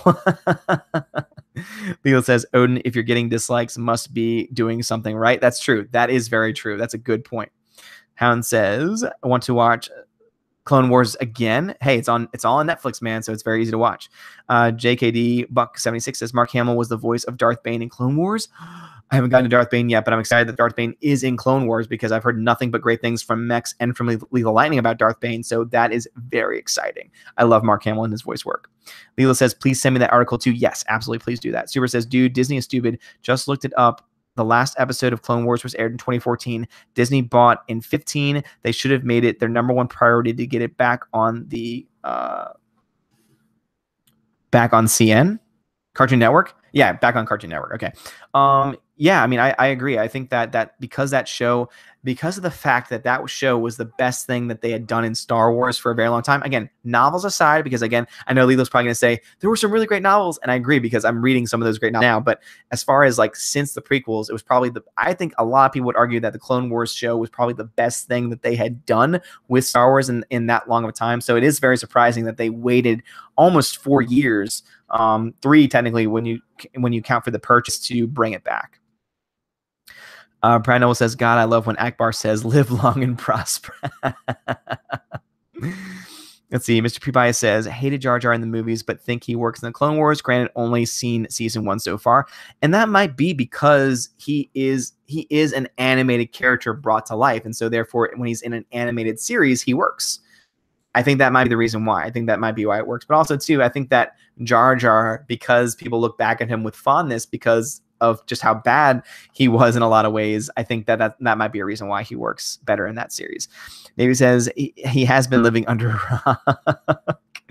Jared says Star Wars should not be written by a committee who are not fans of the saga. Simple as that. Again, you're absolutely right. That's why they need someone. The first thing they need to do is get rid of Kathleen Kennedy, not only because she obviously does not love Star Wars, but also because she is not a forward-thinking executive. I say this like 1,000 times every week. You need someone like a Kevin Feige who's going to put a plan in place, follow the plan, and put out good films that make money. Kevin Feige has not made a film yet, or been in charge of a film yet, that has not made any money. So at the end of the day, Disney and Star Wars specifically, as a part of Disney, needs that same thing. And you're absolutely right. They need someone who not only loves the story, but also knows where to bring it. Leo says, wait, you like the Nolan films, unsubbing and disliking. Yes, Lethal. 70B says, you're welcome, sir. Dude, 70B, you're amazing. Mech says, now I'm really pissed off that a group of incompetents is in charge of the Star Wars lore and that they have the gall to put proven authors like Timothy Zahn on a leash. Yeah, exactly. I mean, again, you know this, Mex, and Lethal Lightning especially. I'm now into chapter 8 of the Thrawn trilogy, of the first book of the Thrawn trilogy, and you're right. I mean, he is an amazing author, and he writes so visually, like I can just see everything in my mind as I'm hearing it in the audiobook version.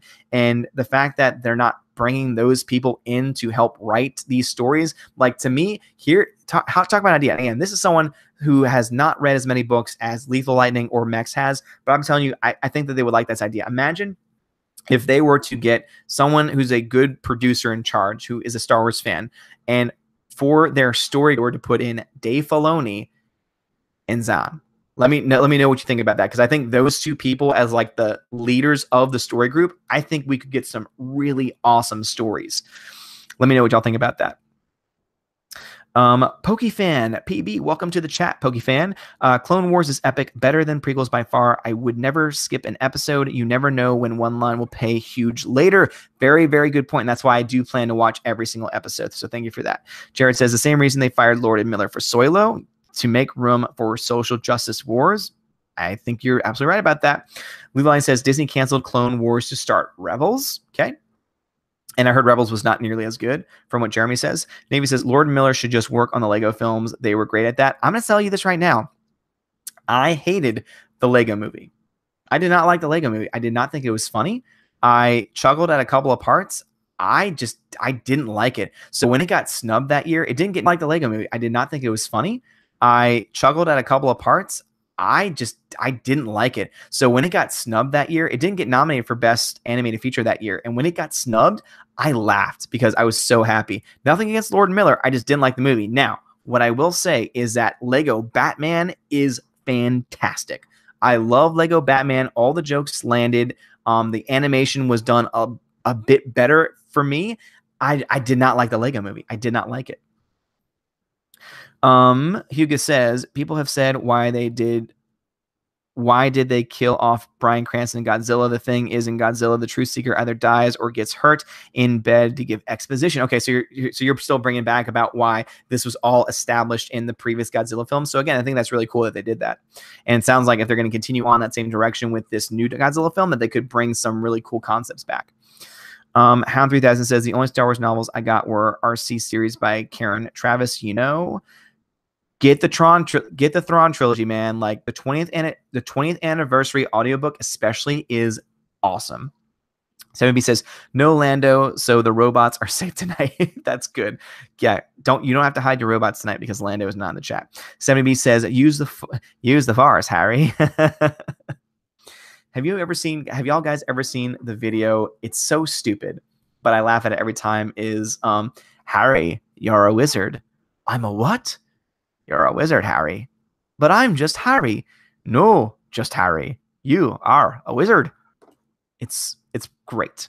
It's not family friendly by any means, but it's really, really funny. Super says Clone War had a much wider range of appeal than Rebels. Plus, in waiting 4 years, kids today might not know what it is. People like me would have gone back in a heartbeat. That's a very fair point. Jared says Thrawn trilogy is one of the best for sure. That's why I'm loving it so far. Jared says I've read most of the EU books. All right, cool. So we have another person who's read the EU. So Jared looks like another person to go to. Lilo says sounds bloody brilliant to me. Odin, awesome. Sounds good. Brandon says first question on that job application should be, do you like Star Wars? Yeah, I'm glad that you like that. Leave a lightning again, because Dave Filoni's done a great job with Clone Wars, and if you have a well-renowned author who's done some really great work in Timothy Zahn, I think that would be a great thing. And Brad Noble, you're right. I think that should be the first thing. Do you like Star Wars? And if the answer is not an emphatic yes, then you have no reason to have this job. Derek says Senator Amidala didn't do committees either. Hugo says you hated the Lego movie. Unsub. I knew I'd piss off somebody. Yeah, I was just not a fan. Jared says, haven't seen Lego Batman. Might check it out then. Yeah, Lego, they're proven EU authors like James Lucina. I've heard that name before. Let's see. Drew Karpetian and Kevin J. Anderson. All right, cool. Again, I knew that y'all would be able to give more names than the ones that I had, but based on what I know about the people that that I mentioned, they would definitely be at the top of the list. Hound says, never seen Lego films. Navy says, well, I hated Knocked Up. I don't think that Seth Rogen's funny at all. Yeah, Knocked Up was okay. That's a film that I've never gone back to because I never have a need to go back to it. But I think it has more to do with the fact that, what's her name is a part of it. I'm sure y'all be able to look it up in the, y'all be able to look it up and let me know. But the blonde female is awful. She has never made a good film ever. Let's see. Mex says, I'd also like to see Colin Trevorrow as head of Lucasfilm. I would like to see him as head of PR. At this point, he's shown himself to be excellent at PR because of the way he interacts with the fans. I don't know about President of Lucasfilm. I don't know if he has that. I don't know if he has that that training. I don't know if he has that experience. Brad Noam says, betting Odin has stepped on Legos his kids left laying around. I play with the Legos. Y'all see the Brad, because on Twitter, I post all the things that I build myself with the Legos with the kids during camp. So I love Legos. I just didn't like the Lego movie. Meg says, to be fair, the Everything is Awesome song was really, really, really annoying to me. I would agree with you for sure. Hayuga says, Republic Commando's books are awesome. Savvy says, I have seen it. Okay, good. So you've seen what I'm talking about. Steph knows what's up. Steph knows what's going on. No, just Harry. And he says, I read all of the old EU books as they were released. New canon is terrible in comparison to the old material. That's all I hear, man. That is all that I hear. Brad Noble says, stepping on a Lego or a Matchbox car is better than a cup of coffee in the morning. To wake you up, you're absolutely right about that. If you want to wake up very quickly, stepping on a Lego will do it. Jared says, correct, it is. Super says, do you like Star Wars, Kathleen Kennedy? I like how money it's made me. Lilo says, so many fantastic writers in the EU. It definitely sounds like it. Jared says, Last Jedi book was awful and wasn't edited properly either. And also, it's so funny that they decided to try and fix all the problems with The Last Jedi and The Force Awakens in their book counterparts, which is just stupid because most people who are going to support the franchise and give the most money to the franchise are the people who are going to see the films, because it costs a lot more to buy a ticket and buy a Blu-ray and buy the merchandise, etc., than it does to buy a book. So it just doesn't make any sense at all. Does not make any sense. Navy says, Knocked Up just wasn't a good film. 70B, yes, thank you. Katherine Heigl can't spell it. Knocked Up actress. Thank you very much. Yeah, Katherine Heigl cannot make a good film. Cannot make a good film. Eric Huga says, Dorman and Fee and Tan and Cal are my personal favorite characters. Okay, I couldn't understand any of that, but I bet you're right.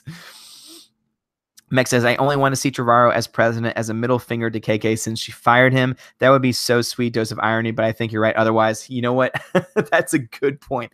If you want to do a giant middle finger to Kathleen Kennedy, what you do is hire Colin Trevorrow, or you know what?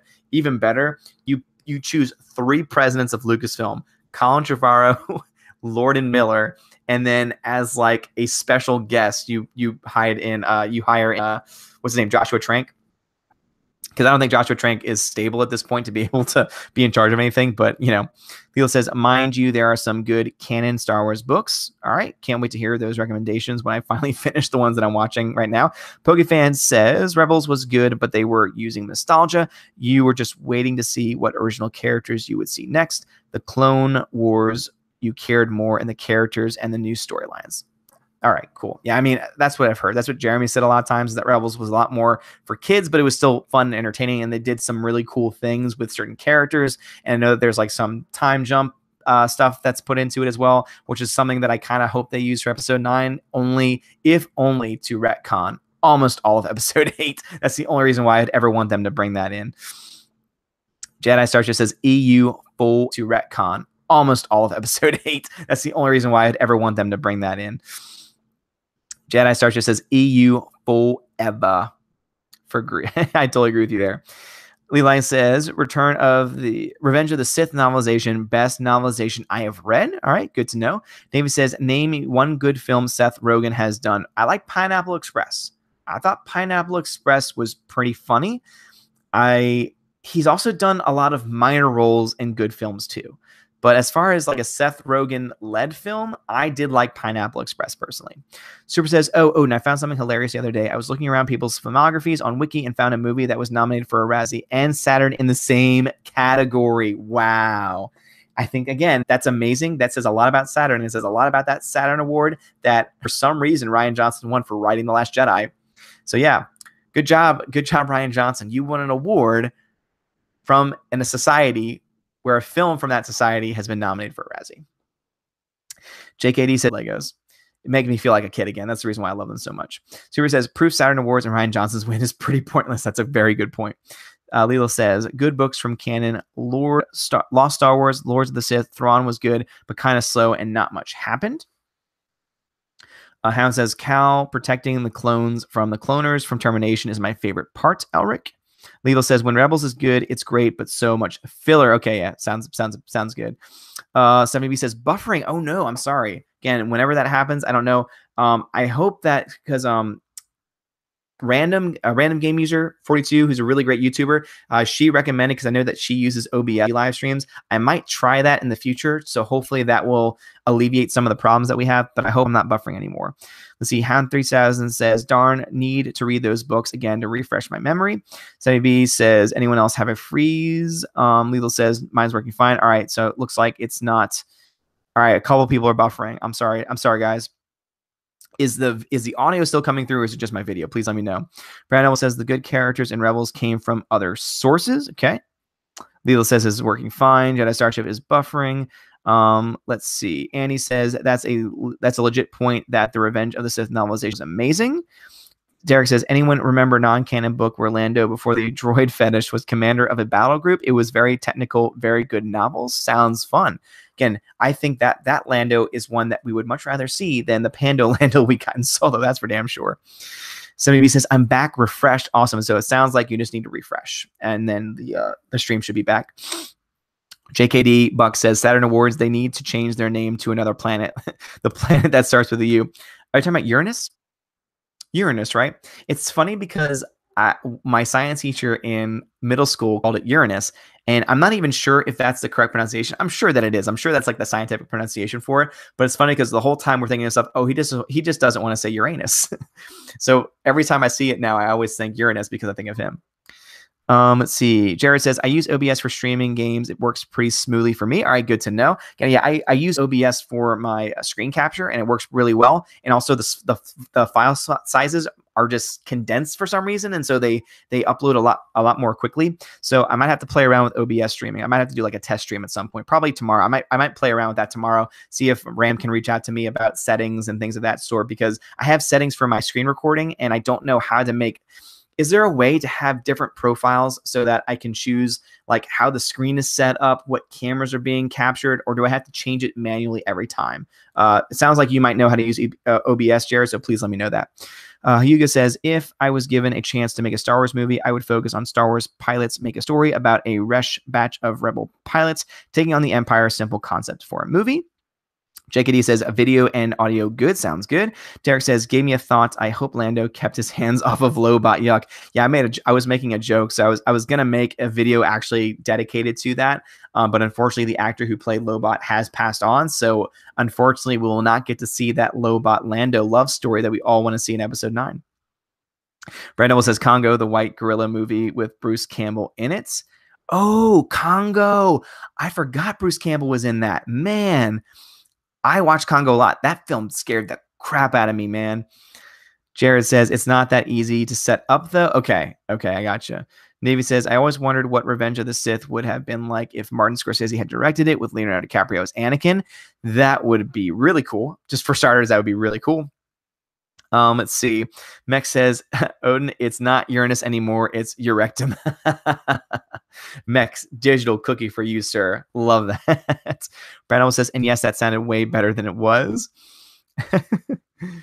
JKD Buck says, Sad Earn Awards. And he says, yeah, that Lando from the New Jedi Order series was amazing. Took charge of a squad of battle droids that were a hit squad against the Vong aliens. They would have ripped L337's head off. I think most characters would have. Sweet 2 said, Loki decoy for multiple accounts. Hound 3000 says, Elric, I agree with you. 70B, thank you very much for shouting that out. So Jared, I think, asked my email. Yes, so yes. So again, yeah, Jared, if you want to shout me out and help me out with that, oddsmovieblog@gmail.com is a good way. Also, my Twitter, you can send me a private message on Twitter as well, @oddsmovieblog. And I'd appreciate that. Jared says, I'll try to help you. Well, they can send me a private message on Twitter as well, at OMB And I'd appreciate that. Jared says, I'll try to help you. Well, thank you very much. I appreciate that. Let's see. Lilo says, I am sure you'd be able to find a Lando Lobot fan fiction. I am so sure that I would. And I don't know if I want to. I don't think if anyone wants to.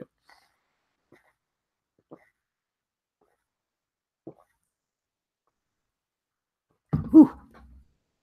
Yum, yum, yum. But thank you very much. I appreciate that. And yeah, Lethal, I'm sure I could, and I don't really want to. Yes, Stephanie B, thanks for giving Mix that cookie. Jared says, been a while since I messed with the settings, though, since I used it predominantly with Twitch. Yeah, I know that a lot of people usually use it with Twitch. I might have to shout out Random Game User because I know that she uses OBS and I know that she streams on YouTube. So I might see if she has any advice, since I know that she probably has. Again, Jared, if you can give me any help or advice, I'd appreciate it, but I think I might have to reach out to Random. Mex says, I enjoyed the Congo film when it came out, and personally, I was relieved that they didn't include the human-gorilla crossbreeding aspect of the gray gorillas. Ooh, that would have been really, really creepy. I mean, if the film was creepy enough as it is, that would have been even creepier. Let's see, Navy says, and since Scorsese knows George Lucas, it could have been done. It's true. Brandon says, Odin is the Nagiri then in the Thrawn books. I don't know if I've gotten that far, and if I have gotten that far, I don't remember that name, because one of the problems with audiobooks especially is that I get all plot, but when it comes to certain names of characters and of people, it doesn't stick always. Stephanie B, hashtag nom nom nom nom. Mex glug glug glug glug glug glug. Sweet Tooth says, don't email him just fly to Asgard lazy. Nice, Sweet Tooth. Super says, I know this has nothing to do with anything, but I was browsing Netflix and found out Wind River's on there. I'm excited. You should be. Wind River is awesome. Guys, I'm a huge Taylor Sheridan fan. He is the guy that wrote the original Sicario film, which is one of my all-time modern favorite films. It probably would be on my top 25 films of all time, to be honest. I love it that much. He also wrote the new Sicario film, Day of the Soldado, which is also another amazing film. But he actually wrote and directed a film called Wind River, and it is spectacular. I've only seen it once, but I do own it because it was one of my favorite films of last year. And I'm so glad it's on Netflix. So guys, if you haven't seen it, check it out on Netflix and let me know what you thought about it.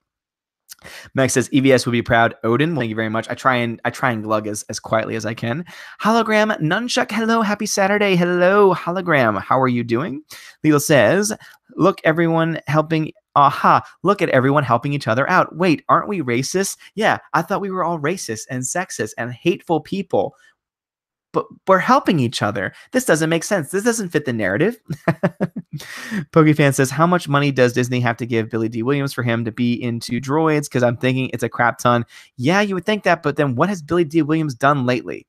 So I'm imagining that he's being given a nice paycheck, but I don't think it would actually take as much as you would think for him to have to do that. Super says, just thought you should know. Well, thank you. I appreciate that.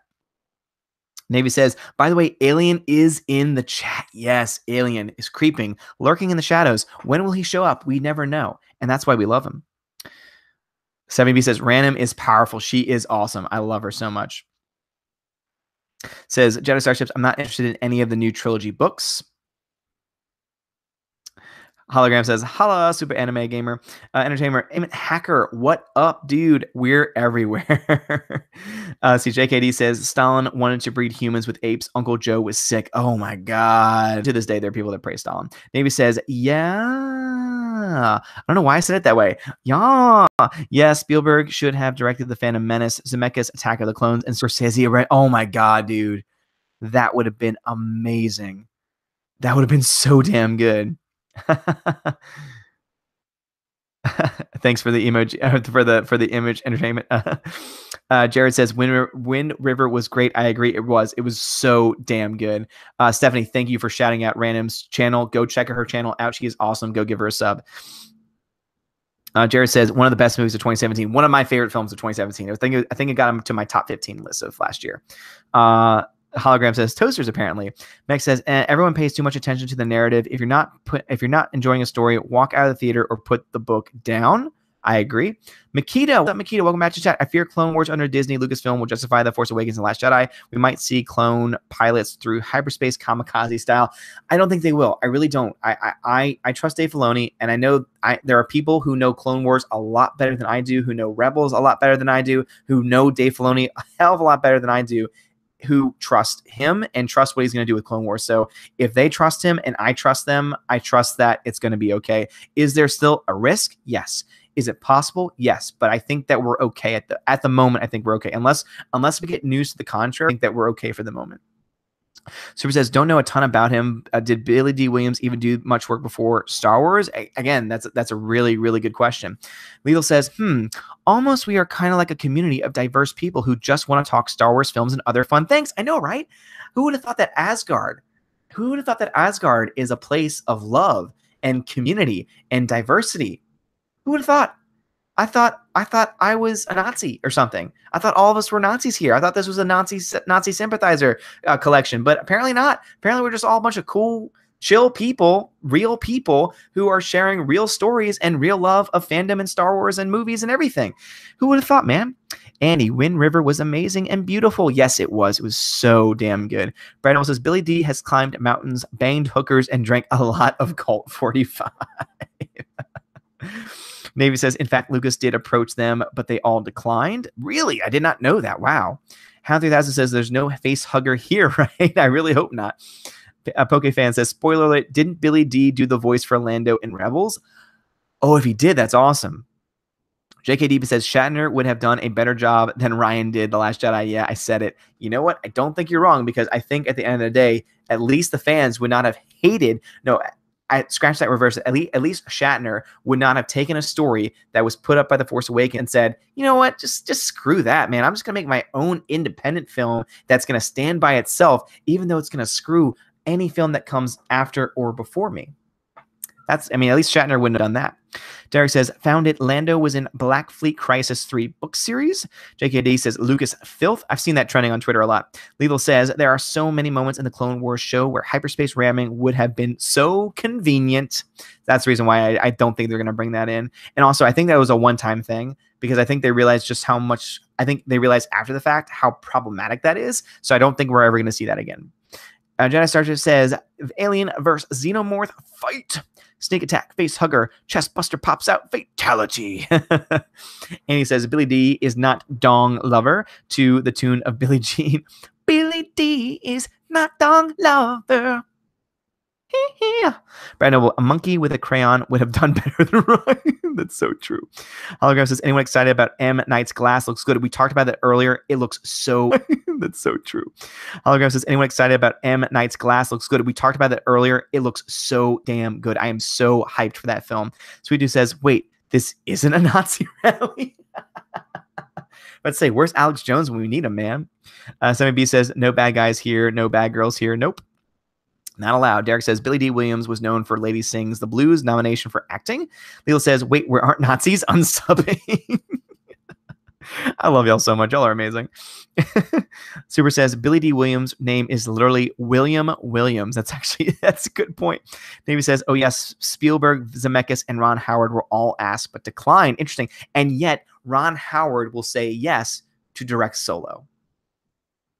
Career choices, right? Everything in retrospect and hindsight is 2020. All right, let's see. Hologram Nunchuck says, sorry, I'm late. No problem at all. 70B says, word. Absolutely, word. And I'm actually caught up with the chat, guys, so I'm going to take a little sip of water.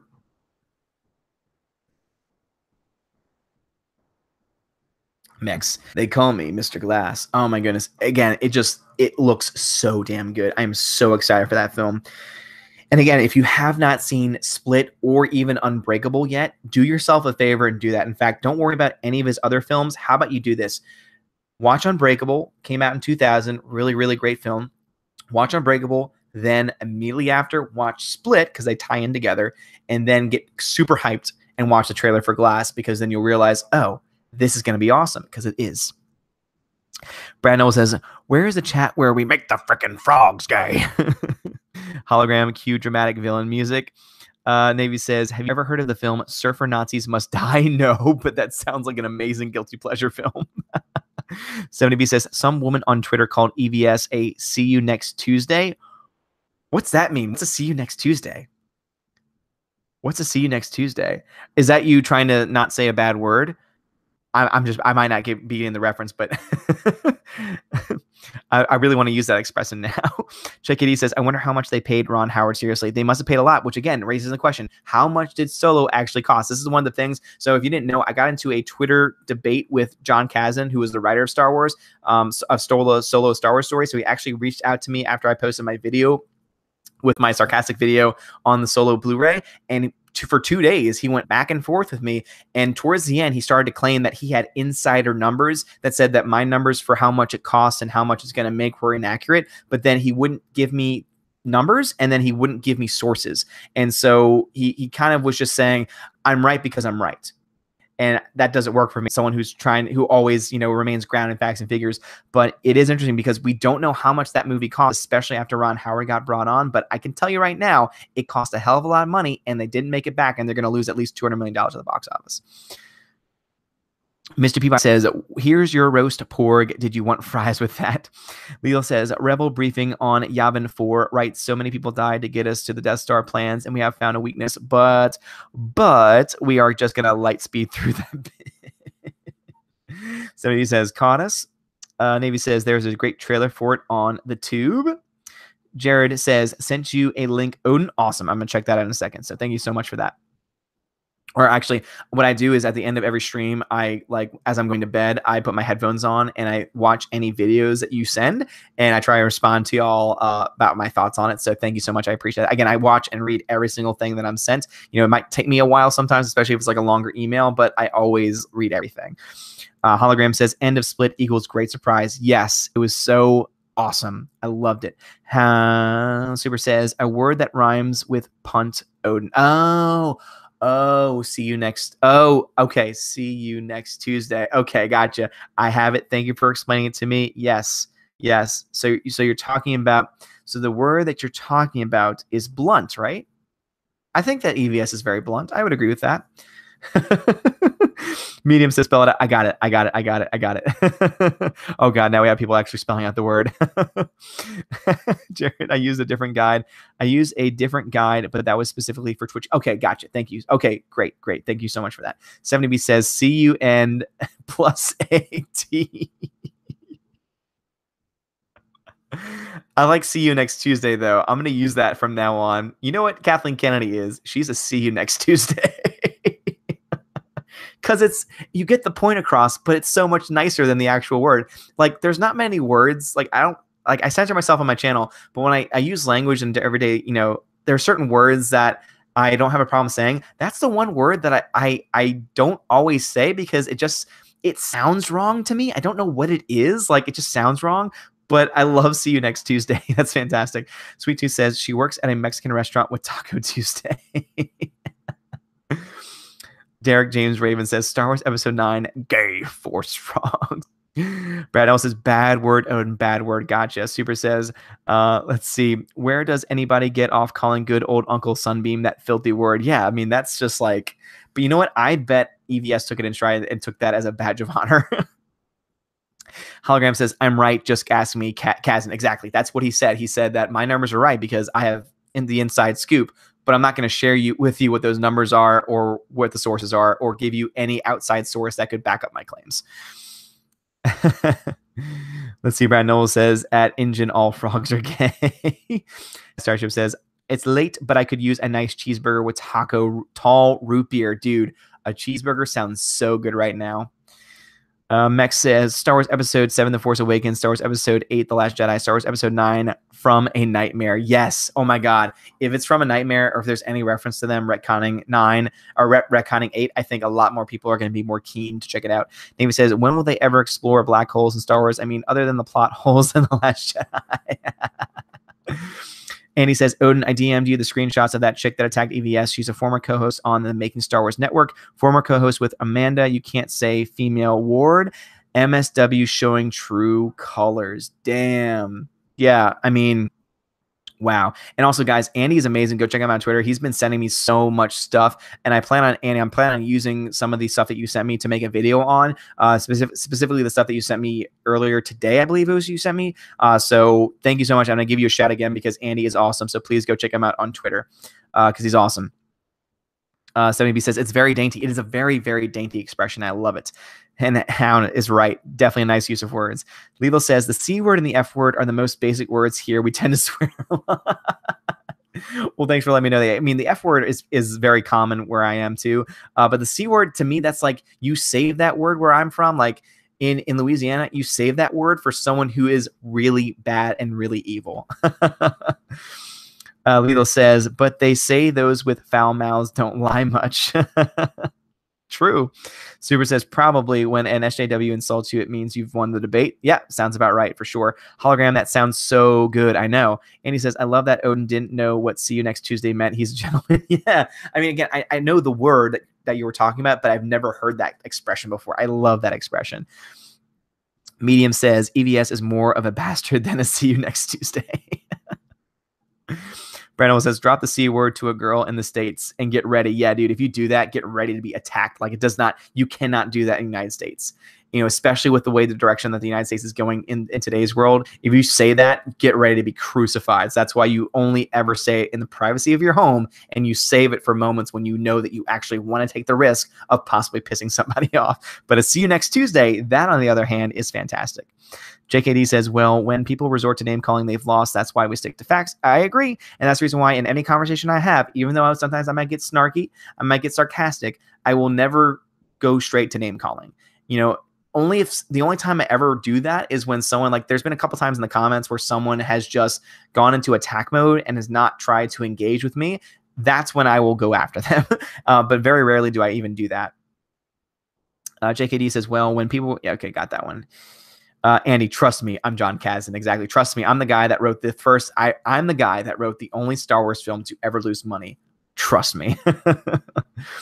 Andy says, yes, Steph, she's a nasty piece of work. Navy says, I think that Rey will be so powerful in episode 9 that her farts will be able to destroy the First Order. Actually, you know what? I think her farts will here's what's going to happen. Her farts are going to create a black hole that opens up a space her farts are going to open up a space and time. She's going to go back in time, save Luke, save Han. And then they're just going to disappear, and then she's going to defeat the First Order with her next fart. Lilo says, I got a blasting by that Amanda girl for saying the word female. That's right. Oh my God. Yeah. So if see you next Tuesday is bad, to Amanda, just saying female is offensive. I don't understand how anyone can think that the word female is on the same par as see you next Tuesday. It does not make any sense. Jedi Starter says, Odin, what do you think about the new Mission Impossible trailer? I haven't seen the new Mission Impossible trailer, but I can tell you right now, I can't wait for it. Doesn't it come out this week? I think it comes out this coming weekend. I am so excited for it. I mean, I've loved every Mission Impossible since 4. I mean, I went back and watched the other ones. I mean, Mission Impossible 1's good. 2 is not very good. It's okay. It's very, very weak. It's one of those things where I can get through it, but I would rather not watch it because to me, the female lead in that is not very good. 3 is okay, but then 4 on are just all good and just get better and better and better. And the fact that this guy who's in his 50s now and is still doing his own stunts and doing crazy things at that, I love it, man. I love it so much. Let's see. Jared says, I have no interest in episode 9 because they can't possibly salvage the mess of the previous 2 films. If they retcon, maybe, but I agree with you. I definitely agree with you. JKD says, Amanda, a man, duh. Pokefan says, apparently I piss off a lot of people with Tuesday comments. JKD says the word man is in Amanda.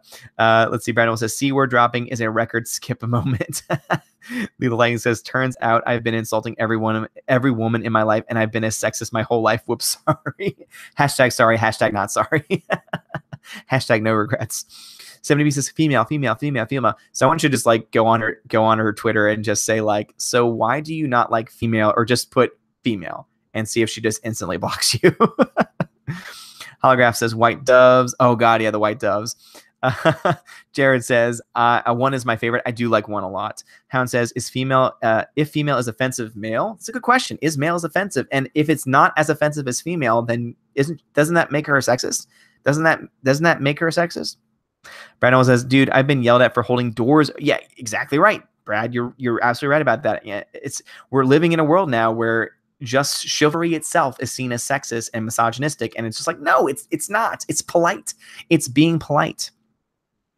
In fact, you know what? I hold doors open for like everyone, and so I don't get it. It just doesn't make any sense.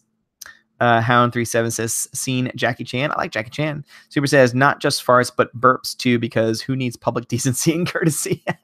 Jedi Starship says, listen, I guarantee you people for the fact that she has those Jedi books and is a Mary Sue, we will see her use new force powers besides learning to freeze things in place more powerful than Luke. It's possible. I mean, especially since they showed specifically, they spent time on the books to show that she had them, and they've already basically just made her a Mary Sue anyway. So it's very possible that JJ could just say, we're just going to keep writing this. We've been doing great with this so far. Let's just keep going. And I really hope not. Brandon says, let's all go to Twitter jail. Derek says, women have blood in their eyes when I say yes, ma'am. Really? Oh my God, dude. That's ridiculous. Lilo says, could you imagine being her boyfriend or husband? That would be terrible. Yeah, I don't even want to think about it. A hologram says, Amanda, hug and kiss. Meg says, so that Amanda must really hate KK and her The Force is Female campaign. I know, right? Because it's like, for her, I guess it'd be The Force is beep. The Force is beep. Since she wants to censor it. Maybe says, should we just slap the doors in their faces now? It's a good point. Hologram says, I hold the doors for dudes and gals. Again, I hold the door for everyone. I think it's just being polite. Derek says, ugh, I have StopX opening doors. Hard to be a gentleman now. Leo says, yeah, me too. I got yelled at by a woman for holding a door open for her. No intention of anything, just holding the door open. So I just closed it on her face. Yeah. That is awesome, Lethal. All right, guys. So it is 11:40. So I'm caught up with the chat. So let's just start to wrap things up. So if you have any last minute questions or any last minute comments, now will be the time to do that, and we'll start to say our goodbyes so that way I can get to bed because I have to get up for mass tomorrow. All right, let's see what we got. Super says, that's another annoying thing about modern feminism, that they cherry pick what aspects of masculinity they want. No, it's all or none. I agree. You're absolutely right about that. And that's why I think we're in fourth wave feminism now. Third and fourth, both wave feminism are just so stupid and ridiculous. Again, I'm a traditional feminist. I believe in equality. Absolutely. There's my virtue signaling, I guess. But at the end of the day, like, I think it's true because we have to be specific about what we are, because to say I'm a feminist in today's society for a lot of people, is to assume that I am a crazy feminazi, which of course I am not. Brandon says, I'm Hodor. Hodor. David says, if the Force is female, doesn't that make KK anti-transgender? Interesting. Lila Lightning says, last minute comments, DCEU is good. I will respectfully disagree with that comment. Jake M says, there's a really cool reference to the Jedi books in the new Star Wars comics. It's basically a quote about Grey Jedi, but that's the first official thing out of the books, though. Have a good one, though. Man, well, thank you very much for that. Yeah, and I am so interested to see it. It would be cool if they brought the Grey Jedi into the storyline, which it seems like they might. Definitely be really cool, and I can't wait to actually get to that in the books too, because the concept of the Grey Jedi sound awesome, and I believe it's Mex that told me about the monks of Aten. I always mispronounce it incorrectly, but I hope that I get to read them too, because they sound really cool. PokeFab says, when is your next collaboration? So I don't know when the next time I'm going to be featured on Geeks and Gamers with Jeremy or anyone else, but I do know that I have a video. It's going to be on the Ant-Man box office totals, and that's going to be on the Geeks and Gamers channel sometime this week. I still have to make the video and send it to Jeremy and take any notes. I don't know if I'm going to have to remake it or anything, but I'm assuming that it's going to be on the channel sometime this week, and so I will definitely keep y'all posted on that. But as far as collaborations with other YouTubers or anything like that, I know that I have two different things. So I'll go ahead and let y'all know. I've got two things in the works right now. So it was System Error, who has not been on in a while. He's going through some stuff right now, unfortunately. So he might not be on for a while, but he got me in contact with a woman named Vanessa Bourbon, whose big thing is that she is she is someone who recently joined the Walk Away campaign. It's all about people who are liberal in their philosophy who have walked away from the Democratic Party. And she's also a big Star Wars fan too. So System Error got me in contact with her. And so she is going to be featured in the chat. She does not want to join the actual the live stream itself. So she's going to be in the chat answering questions, making comments. And so that's going to be happening this coming week. And then also I'm going to be doing this is something that I can talk about now, and that is John Talks Star Wars. I don't know if anyone y'all, I'm assuming y'all know his channel, but John Talks Star Wars and I have been in contact with each other. And so the plan right now is we're going to do a stream on Wednesday at 8 p.m. Central Standard Time. And I'm assuming we're probably going to do it on his channel. He's probably going to be the one to host it. We haven't worked out all the details yet, but me and John Talks Star Wars are going to do a collaborative live stream together on Wednesday. So please look out for that. And again, if anything changes, I will let y'all know, but I will be announcing that on Twitter pretty soon as well. And it should be a lot of fun. He looks like a really, he seems like a really awesome guy. And so I'm very excited that we're able to collaborate together. So that is going to be the next big collaboration.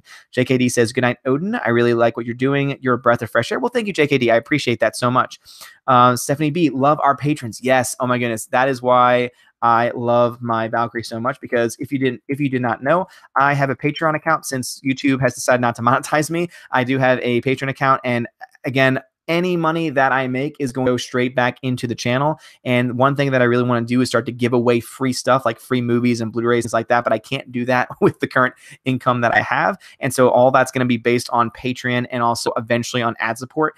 So if you want to support me on Patreon account, you can just check the link. It's in the description for the video. And I'm sure that Steph's going to post a link to it too. But right now, I only have one tier, and that's $1. And if you donate $1, you are a part of the Asgardian army, and your name will be shouted out at the end of every single live stream. So if that's something that interests you, or if you want to support me, please go check it out. Again, I appreciate it. At this point, I'm not offering any extra content to patrons, but I do plan on doing that in the future.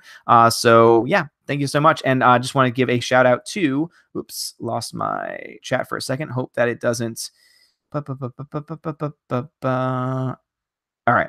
So I want to give a huge shout out to my patrons, Jeffrey Toon, Slide Jones, the DJD Show, those two bald guys, and Enrique Evangelista. Thank y'all so much for being my patrons. Y'all are the best. And I love y'all. So let me just go ahead and read these last comments. So, and also, Steph, thank you so much for reminding me. Let's see. Super says, if you want a good laugh, look up Bill Burr Feminism. He's a comic. Yes, I know who Bill Burr is, and his set on feminism is fantastic. If you want to see a really good Bill Burr video, there's a video of him talking to a feminist on a panel, and I think a lot of it has to do with like Trump or something. And Bill Burr is not a big Trump guy, but he just rips her apart on feminism, and it's amazing. Brad Noble says, for every 1,000 doors you hold, there's one nut job. Hologram says, what's your schedule for live chats? Okay, yeah, that's a good question. So I try and do it every night. I will always tell you, if I know in advance that I can't do a live stream, I will tell you on that live stream. But I do post things on Twitter, so that should give you a reason. Follow me on Twitter, and also follow me and subscribe to me on YouTube, because if I have the time to plan things out in advance, I set an event on YouTube that you can, set a reminder for. But also, if you follow me on Twitter, I always tweet out when I'm about to go live and if a stream gets canceled or anything like that. So follow me on Twitter at OSMeblog if you want to get up to date on that. But normally for time, I usually, it's going to be usually between 8 p.m. and 9 p.m. Central Standard Time for start time. Sometimes it can be a little bit later, especially when I am busy doing things with the wife. And because there's sometimes when I don't plan on doing a live stream, but if my wife decides to go to bed early, I jump on since I have time. So that's another reason why to follow me on Twitter. So that way, right at the moment. Lethal says, Raven is kind of a great Jedi, but the subject is always debated. Interesting. 70B says, I will be missing on Sunday and Monday. My mom's having surgery. That's right. So guys, please keep Steph's mom in your prayers. She'll be undergoing surgery. So I will definitely be praying for her, and I hope the surgery goes well. And thank you for letting me know that. Go take care of your mom. Jedi Starter says, Qui-Gon Jinn is considered a great Jedi. Interesting. Derek says, good night, mates. Good night, Derek. Good night, Ned. Navy says, perhaps we should expect someone to open the door for us. Let's see. Jared says, good luck with OBS. Be nice if you could get the good FPS live stream next one. Me too. I really hope. And also, by tomorrow's live stream, I will also have a new webcam. I will have it's the Logitech 920, which I've heard a lot of really great things about. So hopefully that will also help with the frame rate, but we'll see.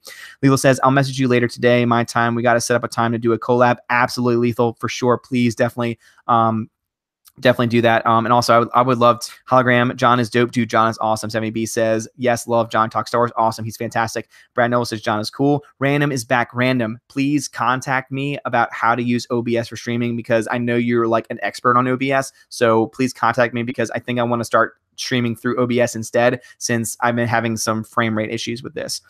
Navy says, did you know that Wednesday is actually called Odin's Day in my country? That's awesome.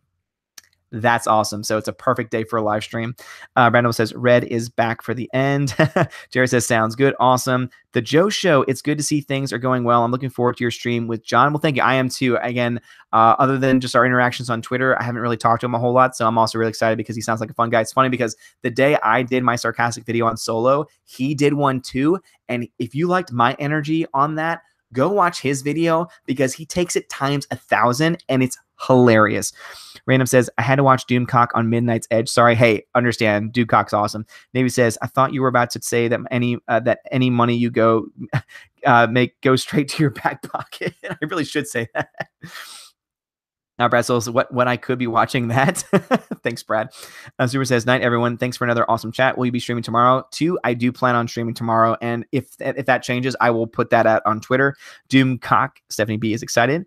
Thanks so much, Super. Thanks. Everything goes well. Sarah says, I would suggest streaming through OBS since he records vid, since I think he records vid chats though. Okay, interesting. Navy says, good luck, Steph, as we say in Danish. Hologram says, best with Steph. Absolutely. Stephanie B, I got a little choked up. Well, again, Stephanie B, again, definitely, we're definitely going to be praying for your mom. Let's see. Jedi Starter says, last comment, kneel before Odin. Kneel before Zod. Hound says, did you peer in American Gods? I did not. All right, so I'm caught up with the chat. And Random, if you're still in the chat, please contact me about OBS, and please give me some advice about how to live stream through it, and so that way you can give me some advice too. Joe Show, that's where my money would go, guys. Don't give me money. All right, that's good to know. All right, guys, so thank y'all so much for watching. Y'all have been amazing. I love every single one of you. So again, the plan is I will be live streaming tomorrow, and since it's Sunday, I'm going to do an open forum. So if there's questions that you want to ask about politics or religion, the things that you normally don't talk about, I'll be open to those questions, but I'll also be taking questions about movies and Star Wars and everything like that. So basically, it's a dedicated live stream because I know there's sometimes people who want to ask me certain questions about myself that are not related to movie or television, and those are the streams where you can ask those questions and I'll answer them. If you ask me those during any of my Welcome to Asgard streams, I will usually avoid them and say save those for another stream, and that's going to be the stream. So tomorrow's stream is going to be an open forum, and it should go live around 8 p.m. Central Standard Time. But if that changes, I will put that on Twitter. So thank y'all so much. Let me just see. I got some more chats as I was about to leave. So it says, Mex says, hurry up and finish Heir to the Empire so we can talk about it. I'm doing my best, man. I'm 8 chapters in, so I'm going as fast as I can, man. Let's see. Super says, okay, cool. I need something to look forward to because it's supposed to rain every day on my vacation next week. Womp womp. Aw, that sucks. I'm so sorry. Mex says, later, everyone. SMB says, your watch is ended. Thank you so much. Navy says, all right, see you guys later. Hound says, see you around. Catch you, man. Joe Schlo and Steph, best of luck. Absolutely. So Stephanie will be praying for your mom. So thank you so much for letting us know about that. Prayers heading your way for sure. Hope everything goes well. I know it will. And please keep us updated on that as well. So guys, thank y'all so much for watching. Have a great night. And as always, God bless. Y'all are the best.